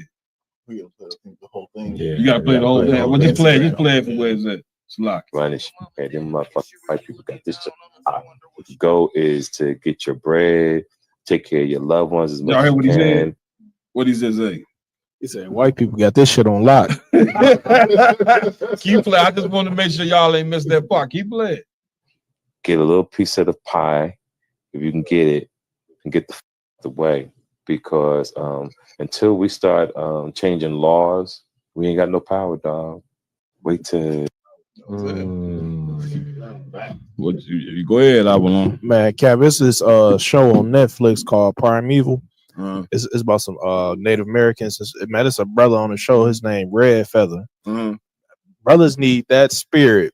Is a lot of our people are like cooning and in fear, and they just want to live out the rest of their days in peace. Yeah. But it's certain brothers that got that spirit of warfare and want to go to war for their people. That's right. Listen, you heard what he said, man. Listen, the white man got this shit on lock. He say, man, just try to live, you know, get you a piece of the pie, get out the way. You know what I'm saying? Like what you just heard on that tape right there is a black man who's been defeated by white supremacy. He's defeated. You understand? And defeated men, they can't raise a nation. That's right. Listen, I'm gonna tell y'all, man. Y'all better spread the word, man. The UPK here, man. We are not defeated men. You know what I'm saying? Commander General Hunter has not dropped his sword in 50 years. He has not dropped his sword, and he raising up cats all over this country, outside of this country, who ready to pick up. We got young cats coming into the truth now, 15, 16. You know what I'm saying? That ain't like this cat here talking about some, you know, just get your money and get out the way. Like the brothers bringing out Black, Hispanic, and Native Indian man. Now is in this earth. Here's the time what's going on in the earth right now. Warfare is in the air. That's right. You should smell it. You know what I'm saying? All nations, and it's prophesied in the Bible, all nations are going to turn to their own people, and all nations should prepare for war, right? So where the warriors at? Now this warfare here. This ain't meant for the feeble and weak. For this thing, you can't come into the truth and be scared to die. We going out there to camp speaking against people's religion. Every brother that come out there know this today could be the last day. Damn right. You know what I'm saying? And I love it. You know what I'm saying? Because I done found a cause, you know what I'm saying, and a reason to die for my people. And there's nothing better than that. I just wanted to say that. You already done? One of the things that I wanted to touch on, out of one, was just the fact that the brother was saying you have to be 42 years old to be grown. Our people have to get to the state to where we realize we have to grow up. Right. Yeah, we have to grow. We have to grow up as a nation. We don't have time to be partying around here. Real talk. We have to be grown about our business at an early age. That's it. You look at T.K. Kirkland at the age he is supposed to be somewhere sitting down chilling. He ain't supposed to be on the battlefield. He's 65 years old. Is he that old? Yeah, that brother 65. He's about 65 years old. He looked young because he died and all that. Right. But and the brother look like he take care of himself. Tell him stop dying at bed, man. Don't be scared. Don't be scared of break his head, man. Right. Nigga, you ain't 40, nigga trying to look 40, 65. Real talk. So this brother supposed to be sitting in the corner somewhere, but us as young men, we gotta learn to grow up. That's like, it. You know what I'm saying? We can't be, you know what I'm saying, just living out our adolescent years, steady bumping our head up against the wall. Damn right. We gotta learn from men of prominence. That's learn right. From Commander General Hunter. That's right. How to conduct ourselves and how to raise young brothers up. Damn right. Damn right. I'll bring it now. Maya was just saying, 20 is the new 10 and 30 is the new 20 and all that. And the reason people say that, they'll post a picture and say 40 is the new 30, but they ain't really talk, but that ain't the spirit behind it. How you look when you 40. The thing they saying 40 is the new 30 because what I should have learned at 30, now I'm at 40 knowing I'm 10 years behind. Right. You know what I'm saying? That's the whole spirit behind it. Damn right. Run one. You good? Was that it? Listen, man, we're gonna go ahead. Everybody take a 5-minute break, and we're gonna come right back right here on the round table of truth. All right, this is Rudy Speech, man. We got Captain Tywar in the building. Yeah. So, Cap, man, let us know where you from. Yeah, I appreciate y'all having me, man, on Rudy Speech, man. I break it down right quick. Don't forget it. One West in my brain, one West in my heart, one West when I finish, one West when I start. Big shine, big glow. I be gone till November, let my bitch know. I'm back by the winter, bubbling like Crisco. I need my pockets all swollen like a lymph node. Talking out the side of your neck, get you a slit throat. I stay broke, don't care if I got $1 million. Looking down on me, I put your brains on the ceiling. Fuck kicking down the door, we about to demo the building. These fake cats all in these groups, I wonder who ya. Shoot ya off your pulpit, hallelujah. 4-pound gun youngin' down like it's a cougar. On my feet, combat boots or is it Puma? Words spreading around about me, none of it rumor. All truth, Very big facts, very large caliber on very small cats. Compact pistols, ladders, and all that. About to throw the switch in the Nina for rapid fire. Got the 5.7 equipped with the magnifier. Boom shakalaka equipped with the rim rocker. We ain't really got beef, yeah, Ramak would have been shot you. The best rhymer since Pac and Big Papa. Big llama, big juice, I'm Big Jamba. Quarter tank of gas, I ride like a big timer. No informer, no sweat, not inside of my conglomerate. Wreck like King Kong. No Asian pun me, no chink in armor. Remain calm throughout pain that bring drama. Stay focused on things that bring commas. Took all pressure, applied and made diamonds. Stayed true, kept shit pure, my name honored. Paid all dues and debts and kept promise. Make sure you show respect, pay homage. I'm one West bred, one West vetted, one West pumping through my blood, don't forget it. One West in my brain, one West in my heart. One West when I'm finished, one West when I start. I said I've been one West bred, one West vetted, one West pumping through my blood, don't forget it. One West in my brain, one West in my heart. One West when I'm finished, one West when I start. I'm the hottest on the market, don't make me start it. I'ma pull up in a Spider-Man and Peter Parker. I remember days was trapping out the apartment. Now one West about put me up in a starship. About to fly the friendly skies in this bitch. Spit the truth on the corners, I lie a little bit. I'm a stand-up nigga, I die before I switch. Down no we up, I'm cool with who I with. I'ma be war the king and stay dangerous. Hold down the biz and fam, remain blameless. Now rappers drippy with styles we made famous. First with studs and spikes in any city. Designing charge a stack for shit that can't fit me. Had friends on my coattail way before Jimmy. Funny how the general ain't even see a penny.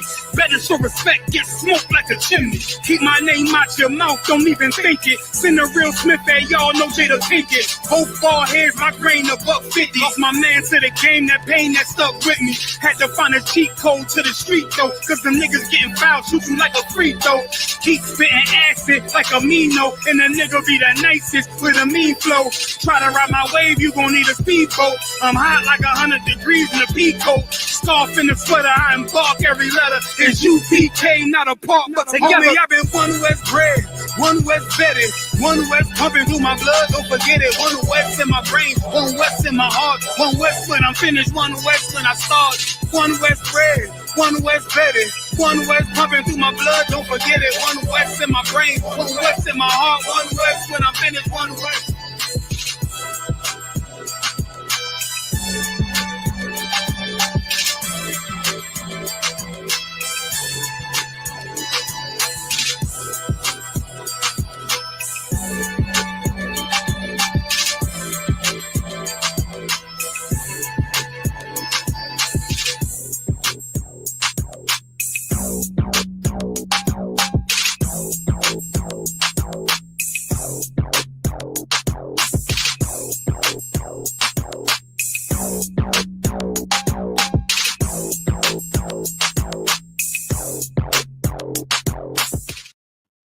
Please.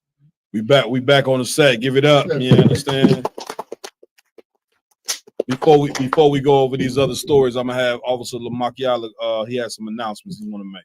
Come on. You know, I want to give a big shout out to all the brothers, sisters, all Blacks, Hispanic, Native Indians watching the Round Table of Truth every week. You understand? Y'all deserve a lot of praise. You understand? I know some of y'all making donations and supporting and liking, following, and sharing our pages. That's right. You understand? All the ones that have not yet to do so, we encourage you to do it because the work that we do is going to be the change of the earth. Yeah, right. You understand? Right. We're going to make sure that all of us, our people, Blacks, Hispanic, Native Indians, don't have to suffer ICE raids, don't have to suffer the oppression, don't have to suffer the injustices that Make America Great Again really entails. Damn right. To my point. But this coming Saturday, which is tomorrow, I just want to let you know that ISPK Chicago will be at the honoring the past, present, and future of the Black heroes and female heroes. You understand? Over in Sherman Park, address 1301 West 52nd Street, where we will be in the building from 3 p.m. to 6 p.m. You understand? Making sure that all the brothers and sisters that went through hell and deserve some type of recognition for the servitude they put into America, even the fight against America, are honored in their own regard. Damn right. You understand? Right. So if you have any donations, hit the Round Table of Truth, Cash App, or whatever the case may be, and just support the truth. Damn right. Give it up. And also too, I want to inform everybody. Next week we got a real special episode coming up. We actually a brother in the school, Officer Mapatazah. He in here with us tonight. You know what I'm saying? We're gonna be doing a sit down interview with the brother next Friday on the Round Table of Truth. Called what I say it was gonna call Israelite turn. Oh, gangbanger turn Israelite. Life of Chicago gang. Life of a Chicago gangbanger turned Israelite. You know what I'm saying? Next week, right here on the Round Table of Truth, get Officer Mapatazah hand. Brother gonna do the sit down with us, and we got some amazing interviews coming up. Just shit, the next month, back to back, boy. So like y'all, I don't want you to forget March 2nd. We got Captain Marquardt, 13K. Damn right. Invading Bingo. We're gonna interview him on ISUPK Bingo. So just make sure you tune in. Bingo, hope y'all ready. Go ahead. Whatever y'all want me to give. Whatever you want me to give, yeah. Yeah, but listen, we gonna see how that turned out. Big shout out to Officer Award, man, for putting me on Big O, man. We also too got General Shower Ma coming up in March. And I also will be bringing my father on sometime soon, probably just before Passover. My father, if you don't know the story, man, he did 32 years in the joint, you know what I mean? So I'm gonna be doing an interviewing him as well, to speak about his experience being locked up for 32 years. So we got a bunch of stuff coming up, man. Where we going? Come on, sir. So now we about to get into these sisters. You understand? There's gonna be sisters. Y'all all my sisters out there. Put your seatbelt on. If you ain't a good sister, these topics are definitely gonna hit you hard. Yeah, we're gonna go over this the sister beating on her son on the outside of a car. You understand? It's a decently long video, so please bear with us. Please, let's get it. Disgusting. Yeah, this is different. Close the door.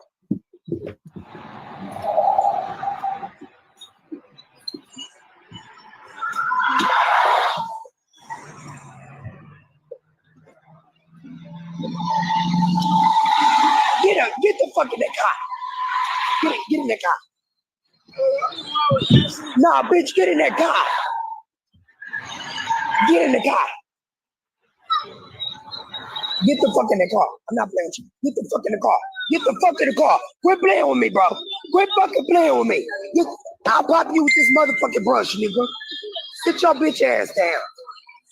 Listen, Ernest. Listen, just if I may, when I first seen this video, I felt sorry for this little brother.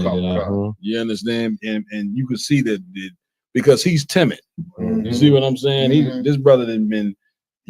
He's under severe verbal abuse. You understand, my yard? If I could, Cap, you know, I one of my many jobs I held in my lifetime. So I worked in social service. I worked in foster care and I worked after school program. I was a mentor, youth worker, all that stuff. I didn't notice it earlier, but just now on this video, his reaction when she walked up on him, that defensive reaction like this, like he didn't go like this, he did like this. When you ball your fist up, you're bracing for an enormous impact. You're tightening your bones. That little brother, she has been beating him. He has been physically abused by that woman before this video. That's a cause. You know what I mean? But I'm just saying how he did this and he did that. He protected his face. And then he balled his fist up like a shield and stiffened his arm to impact the blow. Not only she's severely abusing this brother. This brother has been through severe, not only verbal, emotional, but physical trauma. You know what I mean? And that is my professional opinion. Damn right. Roman, please. It's just so heavy when you look at videos like this. It just like gave more sting to the fact that men being in the household is so important. Yeah, without a shadow of a doubt. She thinks she's making him tougher, making him a man and making him tougher by treating him that way, when really she breaking his spirit because she don't know how to teach him how to be no man. Man has to be there for example for him to become a man. That's it. And she trying to beat it into him where that's never gonna work. Damn. Hold on, let me play a little bit more before y'all already start hitting. We 2 seconds into the video. These niggas ready to go crazy. So, go ahead, You see. The Trump.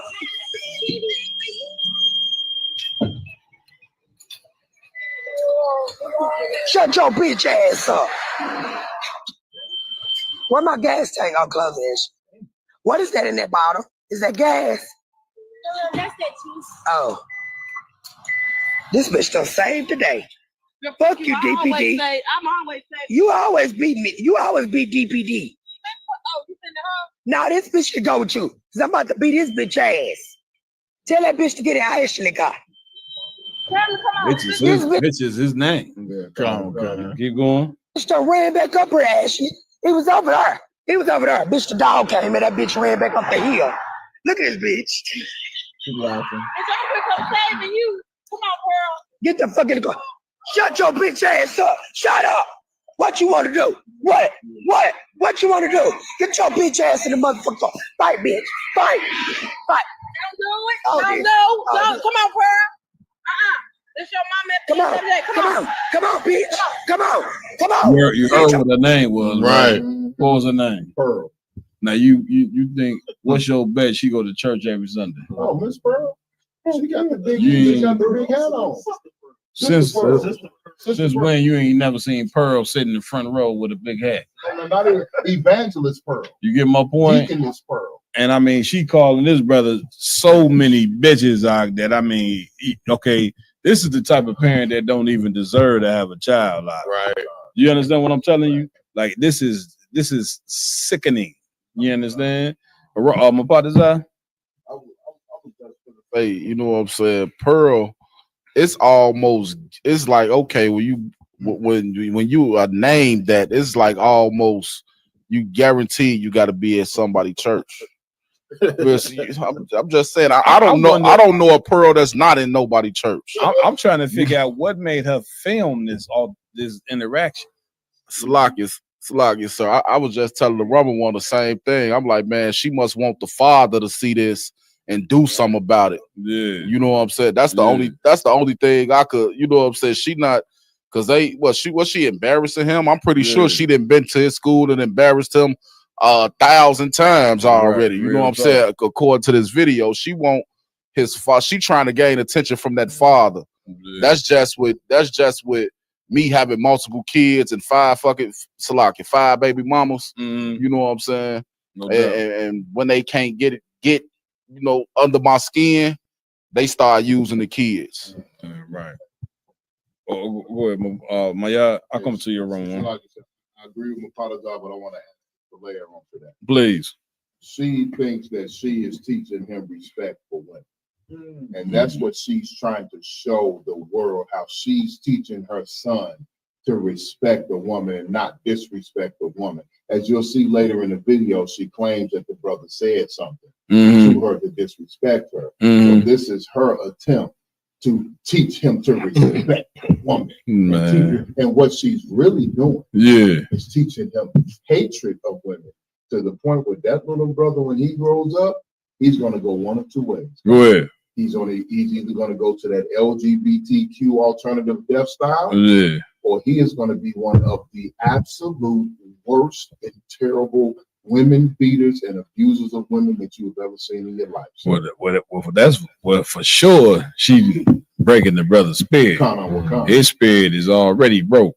You know what I'm saying? And the mother is just a monster. You know what I'm saying? Here's the sad part. It'll be some foul and filthy like that get a Mother's Day gift. Like this is who y'all be bringing the Mother's Day gift to right here. Something like this right here.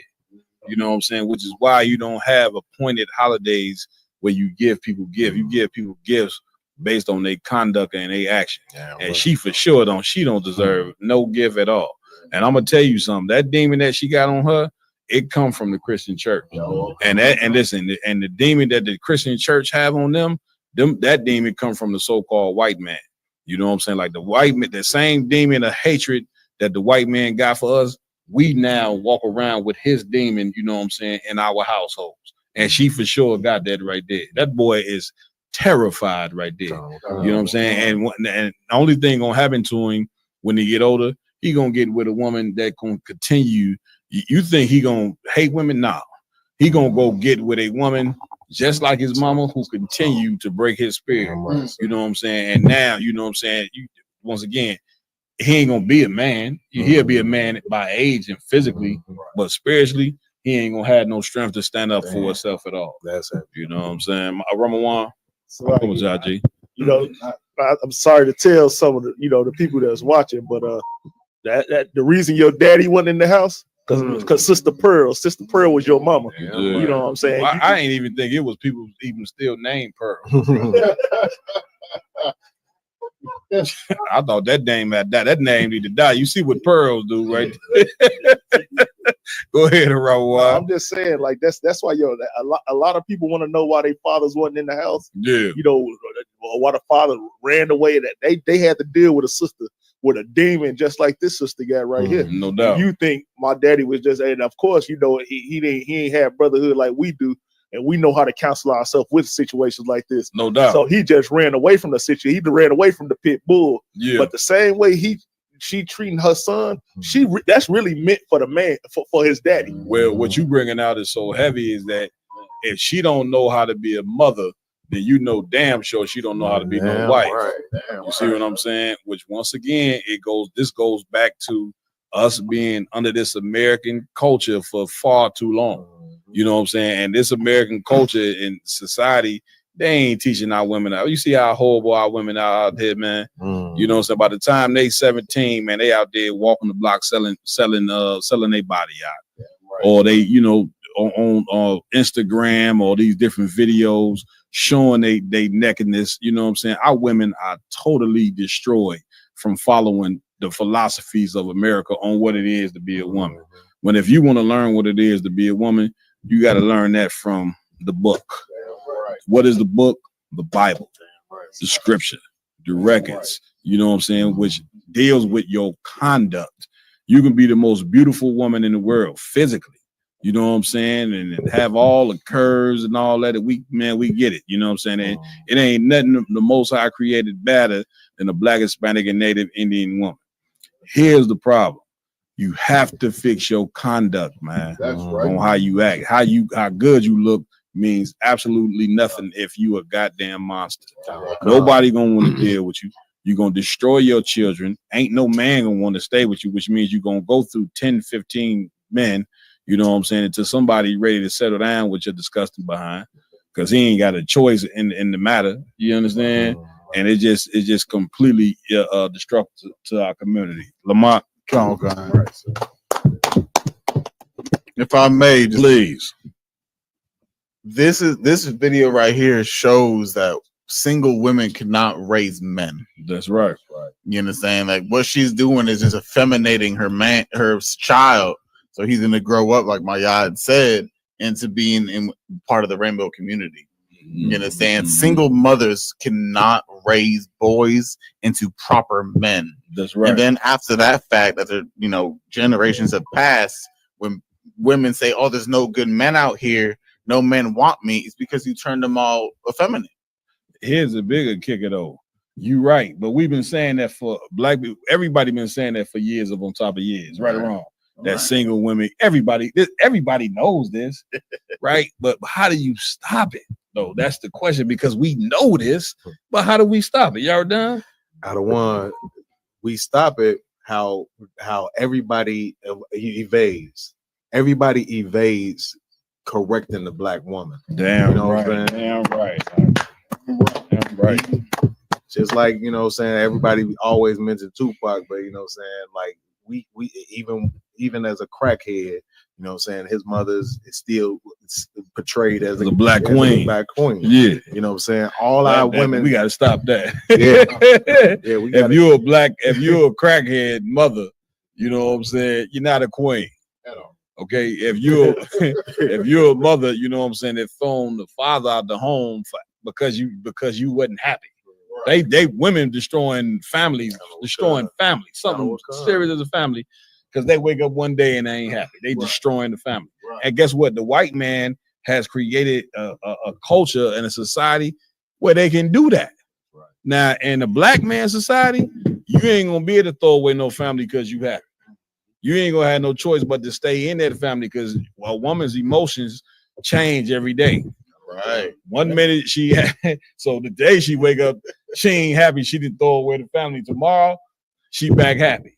Right. Then she ain't under. But you can't run a family based off your happiness. That's what America teach you to chase. You be in a constant.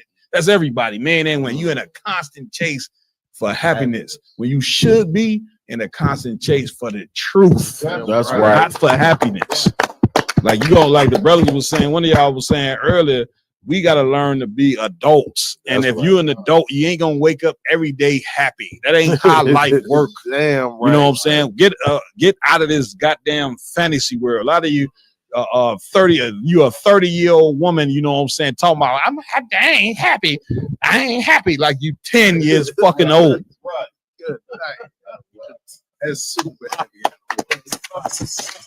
I can see a 10-year-old little girl. Yeah, she want to be happy. She a little girl. You a grown woman, right? Yeah, you don't wash your tail. You got a kick. It's gonna kick.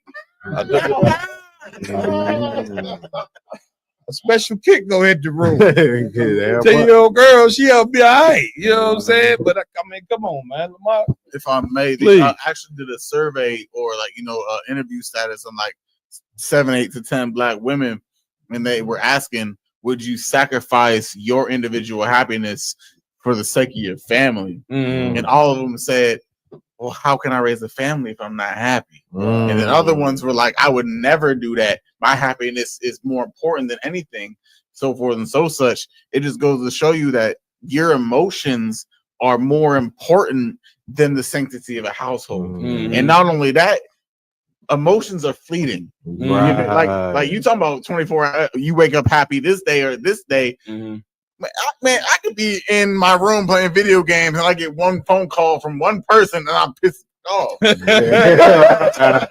feel my point? And then I can take a drink and now I'm good. That's right. They're like emotions they can change in the minute. That's it. You feel like women have flowers. You know how many emotions they go through within one day for a flower? It's like 72 emotions. They're going through sad, happy, mad for a whole day. Exactly. You feel my point? Emotions are fleeting. That's it. You feel me? But love is really an action.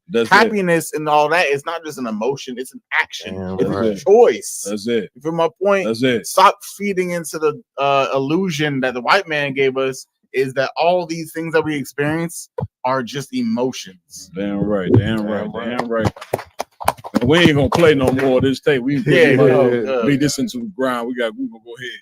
What's the next John? Next up, if you could pull up the at least a picture, Raj.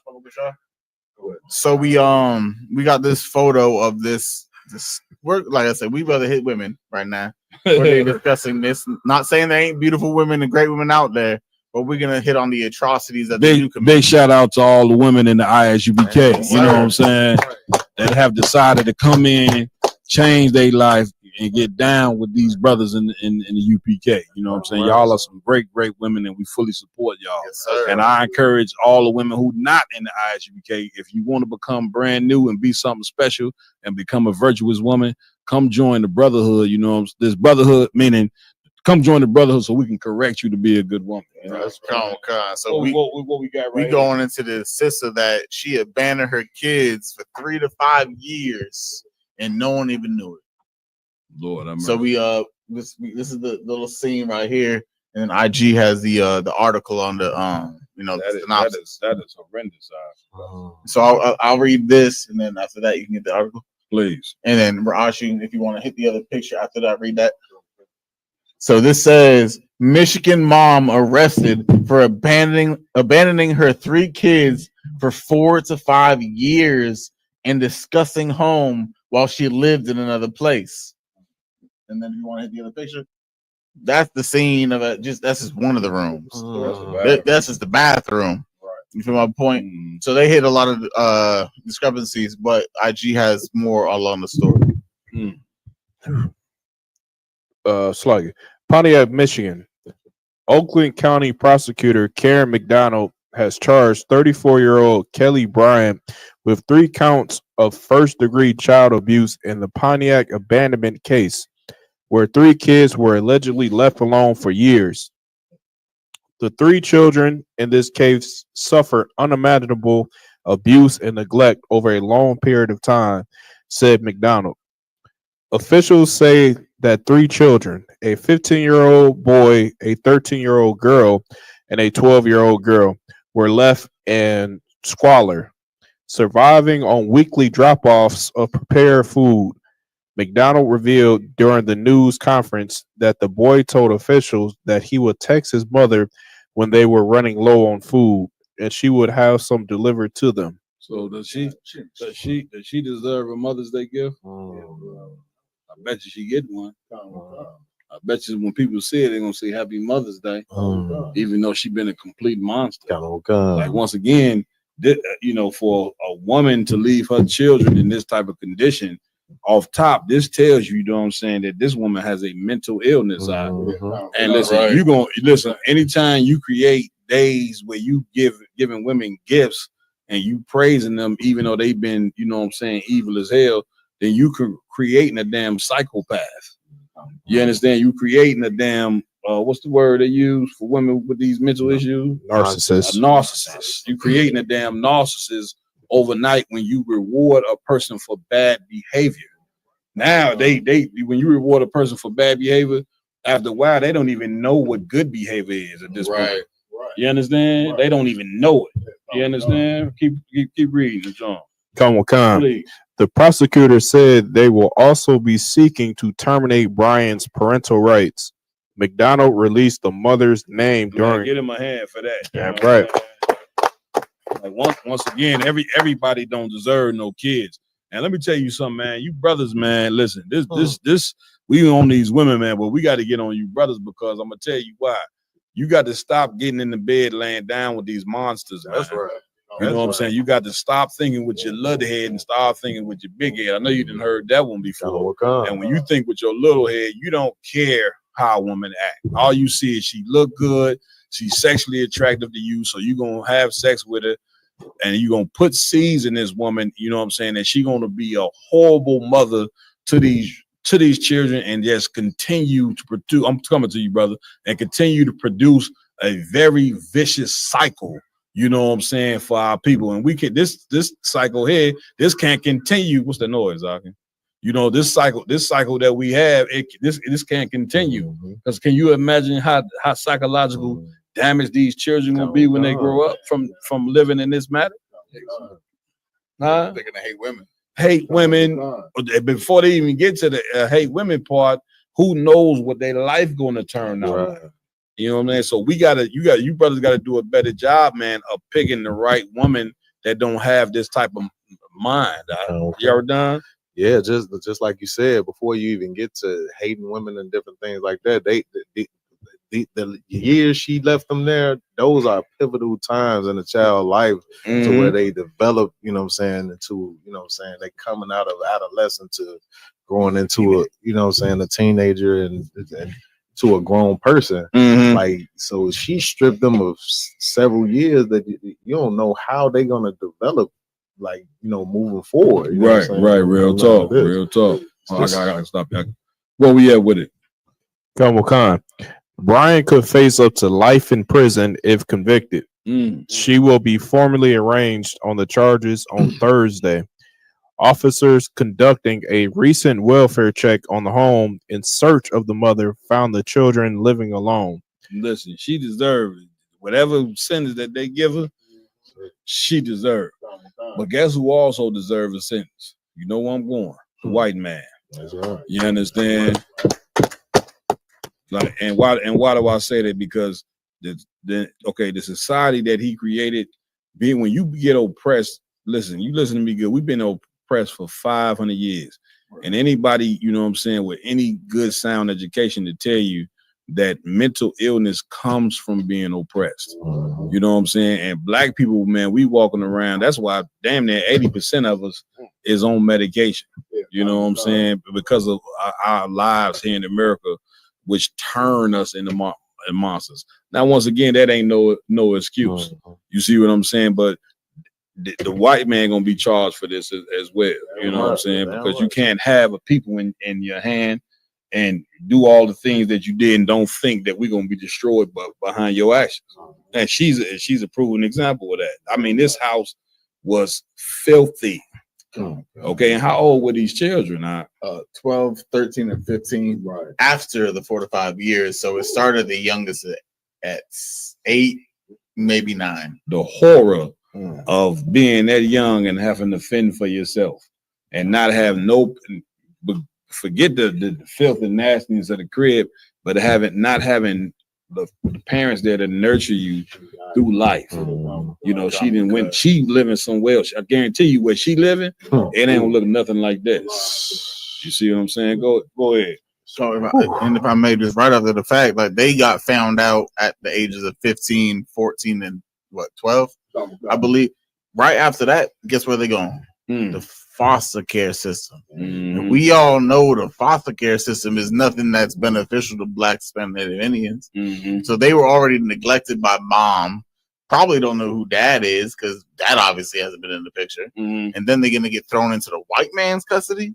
These kids are going to grow up to be the ones in the prison systems, the ones aborting babies and all this because they have never been obviously taught how to love one another. Not at all. Not at all. My partners are. It brought out that she was dropping off food. What about hygiene products and tissue and hygienics? You know what I'm saying? Food is just the basics of what you need just for the nourishment of the body. But if you ain't hopping in the shower and washing your ass on a regular, that's a whole nother monster. Listen, here's what you got to know. She ain't give a damn about them kids. You think she ain't looked in that house the one time, seen how that house, seen the condition that they was living in? Now, once again, the sister her mental was just wasn't right out. You know what I'm saying? And once again, how we fix this here is we got to turn to the truth. Right. The truth cures mental illness. That's right. Sir. You understand, Raj? Yeah, Carl, sir. Yeah, I just wanted to say too, with the sister. So the sister was paying rent at this crib for 4 to 5 years, which is just totally insane that you'll just have the kids live there. You'll be willing to pay the rent, right? But give them food, but not take care of your child. Exactly. You know what I'm saying? It just obviously this white man has taken a whole toll on our sisters, like something we would not believe. Any more on this? Come on, sir. Some more. First responders said that 4-foot piles of garbage were found in some rooms. That's great. Mold and human excrement were found throughout the house. Human excrement meaning they shitting all over the house. But you seen the toilet. Right. Go ahead. Bouchard said that the toilet had stopped working and the bathtub was filled with feces. He called the case very horrific. Law enforcement said that the children had not attended school since their abandonment, which is believed to have been sometime around 2020 to 2021. Yeah, well, this of course would make you drop out of school. Like y'all wonder why a lot of kids drop out of school. It be because of their home environment. You know what I'm saying? They gotta navigate through so much at home that shit. They wake up in the morning, they ain't got enough energy to come to school. This is just one example, but I'm saying as a whole, they just be having too much going on at home. And the home structure is the foundation, you know what I'm saying, of somebody's life. Like when you're looking at the home structure and the structure of a family, and we say this every week, you cannot take that lightly. And we got to say this every week because once again, to cure mental illness, you got to tell people the truth about themselves. That's right. You know what I'm saying? And we as Black people, Hispanic and Native Indian, we are so destroyed from following these goddamn religions that don't teach us no morals, man. We are totally moralists. You see what I'm saying? Like Yak was going back and forth with this cat, you know what I'm saying, about the damn, what was the topic again? Free will. You see what I'm saying? You get, which means you just can go and just do whatever you want without no consequences. You know what I'm saying? And we live in them consequences every day, like the brother was just saying. Them children going to foster care, and they tell you in foster care, 9 out of the 10 children that go to foster care are molested. You know what I'm saying? You know that you worked in that field. Please, if I could, go ahead. I knew you was gonna grab that. You know what I'm saying? He worked in that field. Go ahead. I've dealt with cases where in foster care, here's the thing: people get a paycheck for taking care of the foster kids. Mm-hmm. You know what I'm saying? You get your good parents that will take care of them. They wanted a child, they can't, whatever the case may be. Right. Then you got a lot of them that they get a paycheck. None of that money goes towards the kid. They leave them with the worst, absolute worst people. Mm-hmm. They live in their life. That's right. They get neglected. They get molested. When I was in foster care, CPS, Chicago, the foster care company, DHS, DHS, and all has a parent company that's international. That means it's all over the world. Mm-hmm. When I was in foster care, the parent company for every foster care organization in the entire world actually got sued. It was under investigation. Mm-hmm. And it was an international lawsuit because it found that millions of children around the world had been not only molested, but had come up missing. And they were actually finding some of these children's bodies. Mm-hmm. And their bodies were brutalized in what they called satanic ritualistic fashions. You know what I mean? So, and then when I was working with foster care, we actually had to tell some of these rich Edomites that this was not a fast food center. Mm-hmm. They would put in an order, say, hey, this is the type of child I want. I want a light-skinned black male with curly hair and hazel eyes. I want a dark-skinned, you know what I mean? Like they were literally saying, this is what I want to adopt. They were putting in an order for the type of child they want to adopt. And then like in this case, 12, 13, and 15, the probability of them getting adopted at that age is slim and none. So they're going to end up in group homes. Mm-hmm. They're going to end up growing up in group homes. Mm-hmm. Group homes are just like mini juvie centers. Mm-hmm. They're in the side of the group homes. There's a hierarchy. The gangs are in there. You know what I mean? Mm-hmm. They're getting beat up. They're getting molested by other attendees in the group home, by the caretakers in the group home. Right. You know what I'm saying? Right. They get money to be in a group home. Their money is getting taken. They don't get a dime. So if these children do not end up with the right people, because it's a very public case, it's a chance they're going to get some good attention off this, and they may end up in an okay place. But the chances of them getting adopted at the ages that they are slim and none, and they're going to be wards of the state until they turn either 18 or 21, and then they're going to get kicked out into the streets. And the world and the state and the foster care system is not going to give a damn about them, and they're going to tell them, good luck, we're giving you all we can give you, now you got to find your own. That's crazy. That's crazy. Go ahead. I will come. Please. So it was reported that the girls had not been outside the home for several years, with the boys sleeping on a mattress on the floor. Damn, the girls hadn't left the house for years. That is crazy. Go ahead. While the girls slept on pizza boxes. The prosecutor said the children were hiding when police arrived and were afraid to speak to them. Brother, that's a rough one there. You know what I'm saying? And his was really rough about it is, you know, as an adult, you're supposed to have a special, you know, sympathy for children. You know what I'm saying? It's supposed to be something in you, you know what I mean, that, you know, they care for, they small, they young, you know what I'm saying? And man, let me tell you something, man. This place here, America, then taught us to have no sympathy and no care for our children, man. Black people, we hate our kids. The very things that we supposed to put all our love into, we hate them.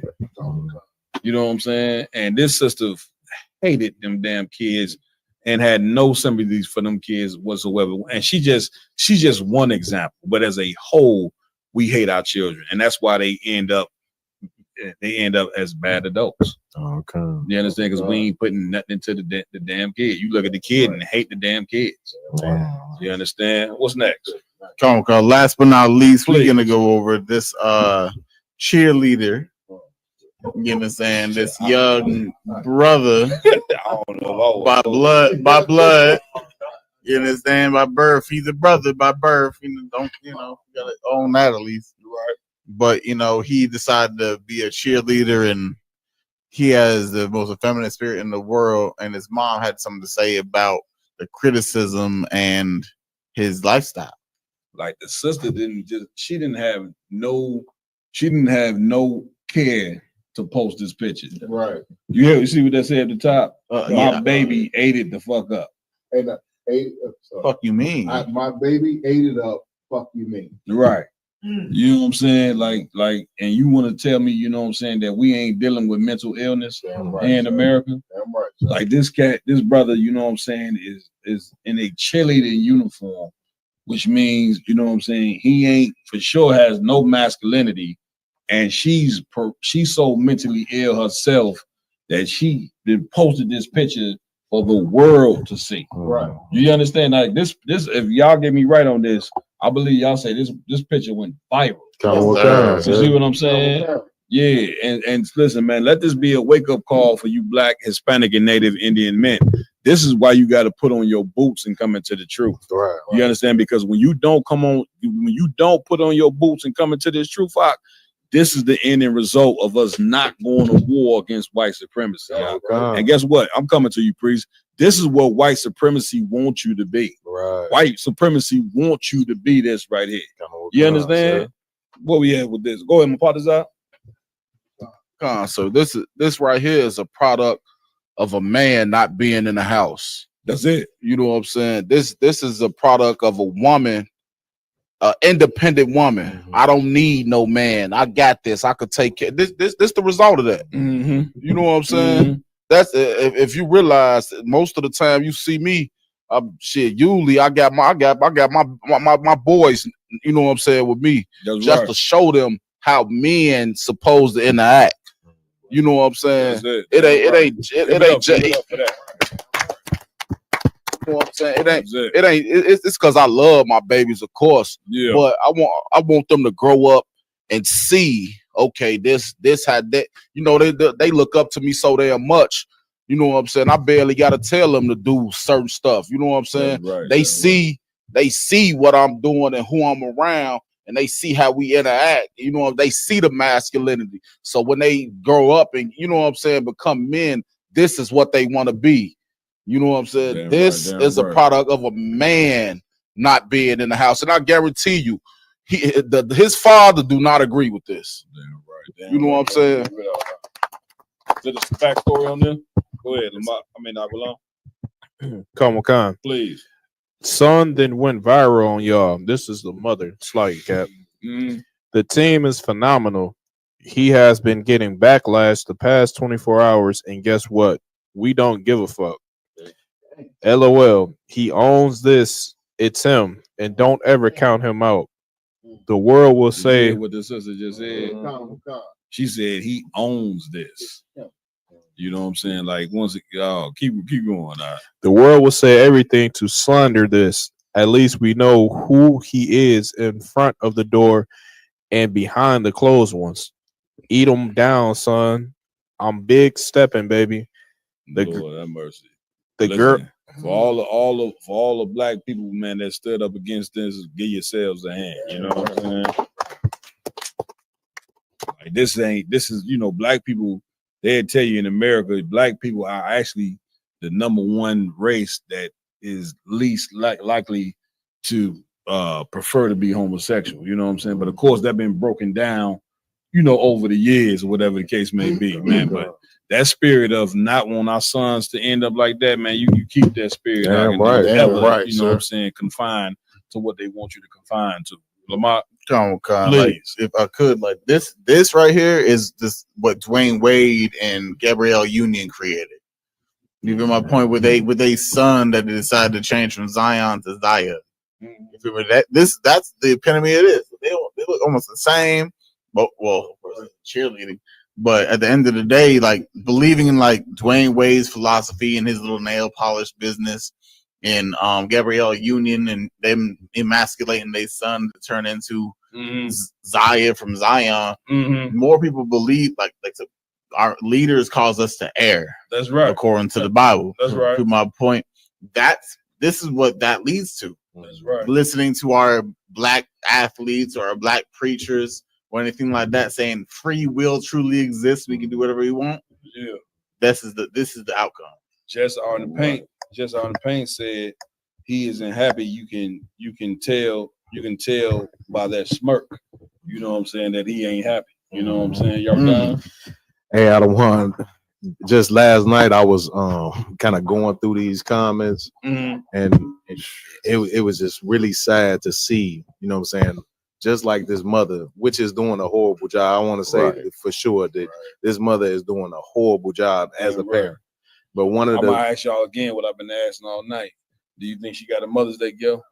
Sir. Go ahead, bro. And compliments on raising her child. Proceed. Yeah, but it's crazy that Maya said that, because the whole thing of it is majority of the comments was saying how great of a mother she was for supporting her son. Right. And this is actually the opposite of being a great parent. Damn right. It was actually a comment up in there that said that a woman said that as a parent, your biggest responsibility is to make sure that your children are happy. Oh, wait. And this is our biggest responsibility as parents. Yeah.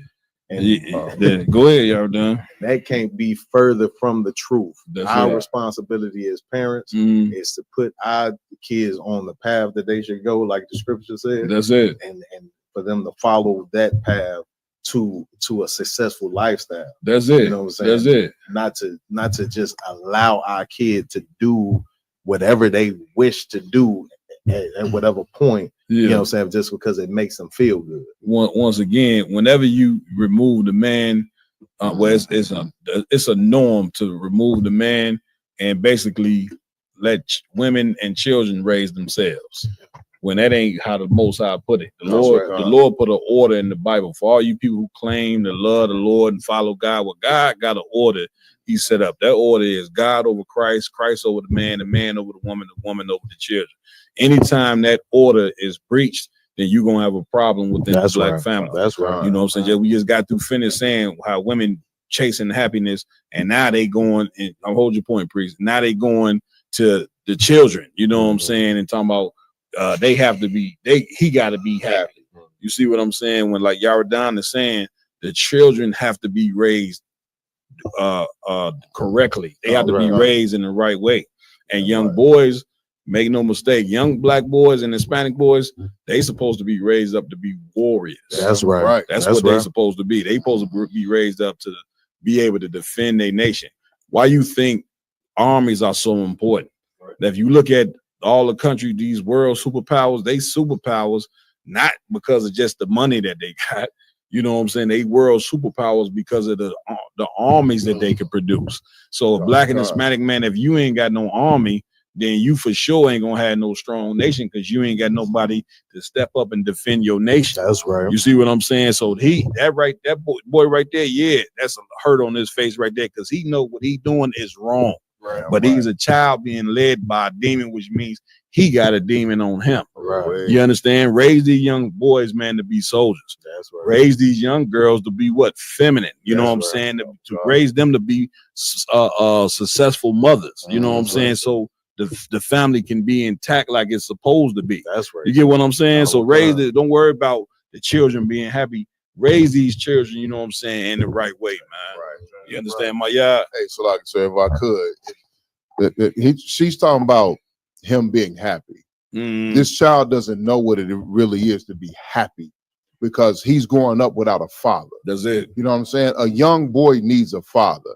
He needs that masculine input, that masculine, I hate to say masculine energy, but he needs that masculine energy. He needs the masculine energy. Right, he needs that. So here's the thing.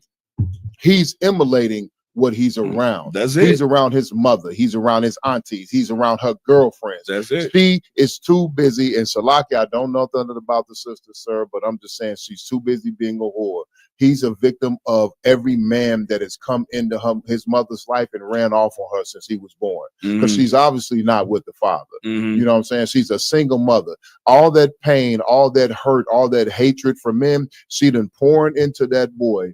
And he has adopted her feminine ways. Even when that crown or whatever in his hand in the video burned his hand, he doesn't know how to properly respond to pain as a man. He sat there being feminine and fanning himself, trying to play it off, but he was more interested in the success of the picture. Everything about him, he's absorbed from the women that have been in his life. And a boy should never, only thing, you know what he should absorb as far as women, to have sympathy towards the women, to know that I'm superior to this woman and I shouldn't hurt her. He should get his masculine energy and his masculine thought patterns. Instead, he feels subservient to his mother. He wants to please his mother. He wants to emulate his mother. That is one of the most, I watched that video, and he is one of the most effeminate young men I have seen in a very, very, very long time, sir. You know what I mean? And she doesn't realize the destruction and oppression that she is putting her own son under. And by defending him, she is further oppressing him and emasculating him and destroying him on a level that when he gets older, and if he catches that bug and she ends up by his bedside, she won't realize that he's in that situation because of her. Damn right. I will long. Come on, sir. Give it up. I will long. If I could, sir, a lot of single women, they take their child when they real young and they don't know right from wrong and coach them into being gay, which I just totally don't understand. And of course, the child is young and they want to appease their mother. They see that this makes my mother happy when I'm sassy and I put on her shoes and she laugh and clap and cheer it on. So, you know, a lot of women, like we said earlier, they just don't need children. And it's up to men to stop giving these certain type of women ride because they don't need children. Damn right. Any more on that? Any more on the article? Oh, lie, sir. Go ahead, y'all done.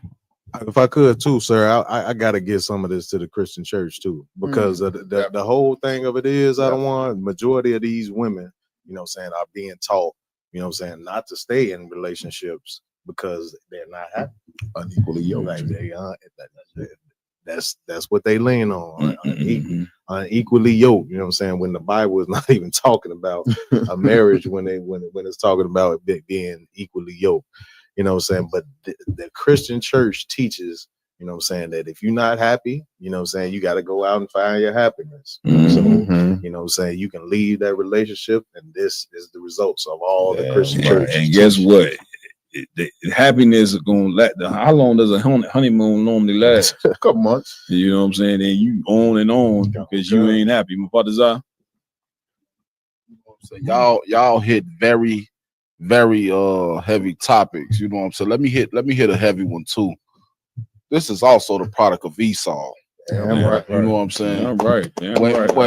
When because when he gave these Section 8s and low incomes, really this supposed to went to the man.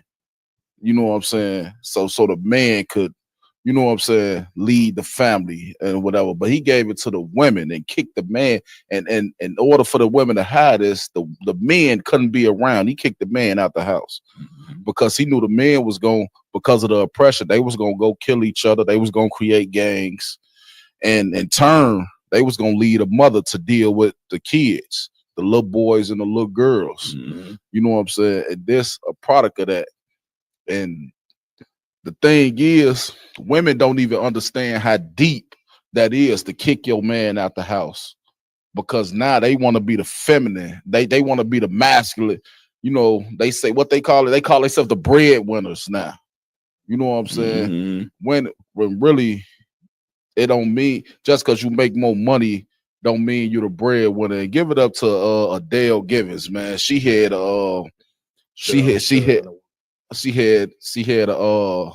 what was that? Sure Underwood. Yeah, you're right. That was Sure Underwood on Club Shay Shay. She was like, I'm never the breadwinner, even if she make more money. You know what I'm saying? She was like, the man's the breadwinner, and I just whatever he emulate, I just add to it. You know, because she understands that a man is the head of the household, no matter if he got money or not. You know what I'm saying? And that's something I haven't seen in sisters since forever. You know what I'm saying? So I had to give it up to her. I always big up that woman. But this right here, Esau, this is strategic. You know what I'm saying? He knew from the 60s and 70s, by the time we made it to this point, this was gonna be the result of not having a man in the house. Damn right. Give it up. Right. Boy. Yeah, kind of, sir. It just bring a scripture to my mind where it says that children are oppressors and women rule over them. That's what this remind me of. That's exactly what this is. You understand? Yeah. Listen, and this. Go ahead. You finished? Yeah, I'm constant. You get a brother in hand. You understand? This happens when you take a man out of the equation. This is what happened. You have this when women become oppressors and children rule over. Meaning women is oppressing the community. You know what I'm saying? And children, you know what I'm saying, are ruling the community, you know what I'm saying, by not having the proper influence that they need. The women are oppressing it by what? Creating the children that do what? Go out there and commit the goddamn crimes. You see what I'm saying? A woman should not be left alone to raise children at all. You know what I'm saying? So, man, listen, it's been one hell of a show. You know what I'm saying? Give it up for yourselves. I can rock this thing on out. Like I say, next week we got a real special podcast. Officer Mpatazai, you heard him in here tonight about 10 damn times. He might as well be I need to pull a chair up to him and make him the 6th host on the show. Right. All right. The brother will be joining us next week, you know what I mean, for a very, very special podcast where we sit down and do an interview with the brother about his life growing up here in Chicago, being involved in gang, being involved with all type of stuff that he should not been involved in. But the brother changed his life, came into the truth on the command. That's right. We're coming with that next week. You know what I mean? Right. Make sure y'all tune in. Besides that, any announcements, Lamar? Come on, just the usual. You know, all Black Hispanic Indians. Make sure to go like, follow, share, subscribe to all Roundtable of Truth, Real Nigga University, social medias, Instagram, YouTube, Facebook. You understand? Twitter. Make a donation to the Roundtable of Truth Cash App if you want to support us, because it's not going to keep moving forward without y'all support. Right. You understand? Also, make sure to attend the Lord's 56th annual Passover. That's right. Under Commander General Hanna, which serves the Most High in Christ. And it will be in Atlanta, Georgia this year. A $200 donation per adult, per family. You understand? Make sure to be there April 9th all the way to the 13th. It's going to be a glorious time. And make sure, in the meantime, until then, pay your tithes. Right. You understand? That's right. All laws must be kept until Christ come back, and even after then. Damn right. Big up, man. So once again, I want to give it up to my host, Officer Lamar Kiala. Give him a hand. That's right. Officer Yaradan, give him a hand. Officer Iwalam, give him a hand. Right. Officer Maya, give it up. To the brothers on the technical team, Officer Ramawan, give him a hand. Also, Officer Raj Karab in the building. You understand? Right. Big shout out to Bigo, Officer Warrior. You understand? Right. Had the Bigo tune in tonight. You understand? Right. And Officer Mpatazai, give him a hand as well. I am Captain Mawakwa, under Commander Jenny Hanna, the Lord allow. See you next week. Shalom. Don't miss out on the opportunity for a quality leather jacket. Yatazar Pale X Diverse City is introducing their Real Nigga University Letterman jacket. Don't be the only one without one. Order yours today. www.diversitymall.com. Oh yeah, and they take Afterpay. So get yours today. But now check it out. You got the 1969 on that side. Look at that One West emblem on that side right there. Look at that. Look at that. Look at that. That's real ice drip. Like real leather dripping. You got the back.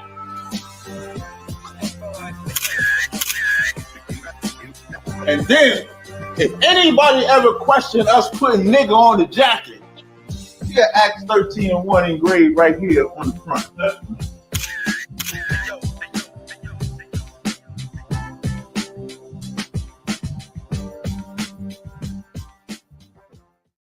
Young Solomon means Prince with power.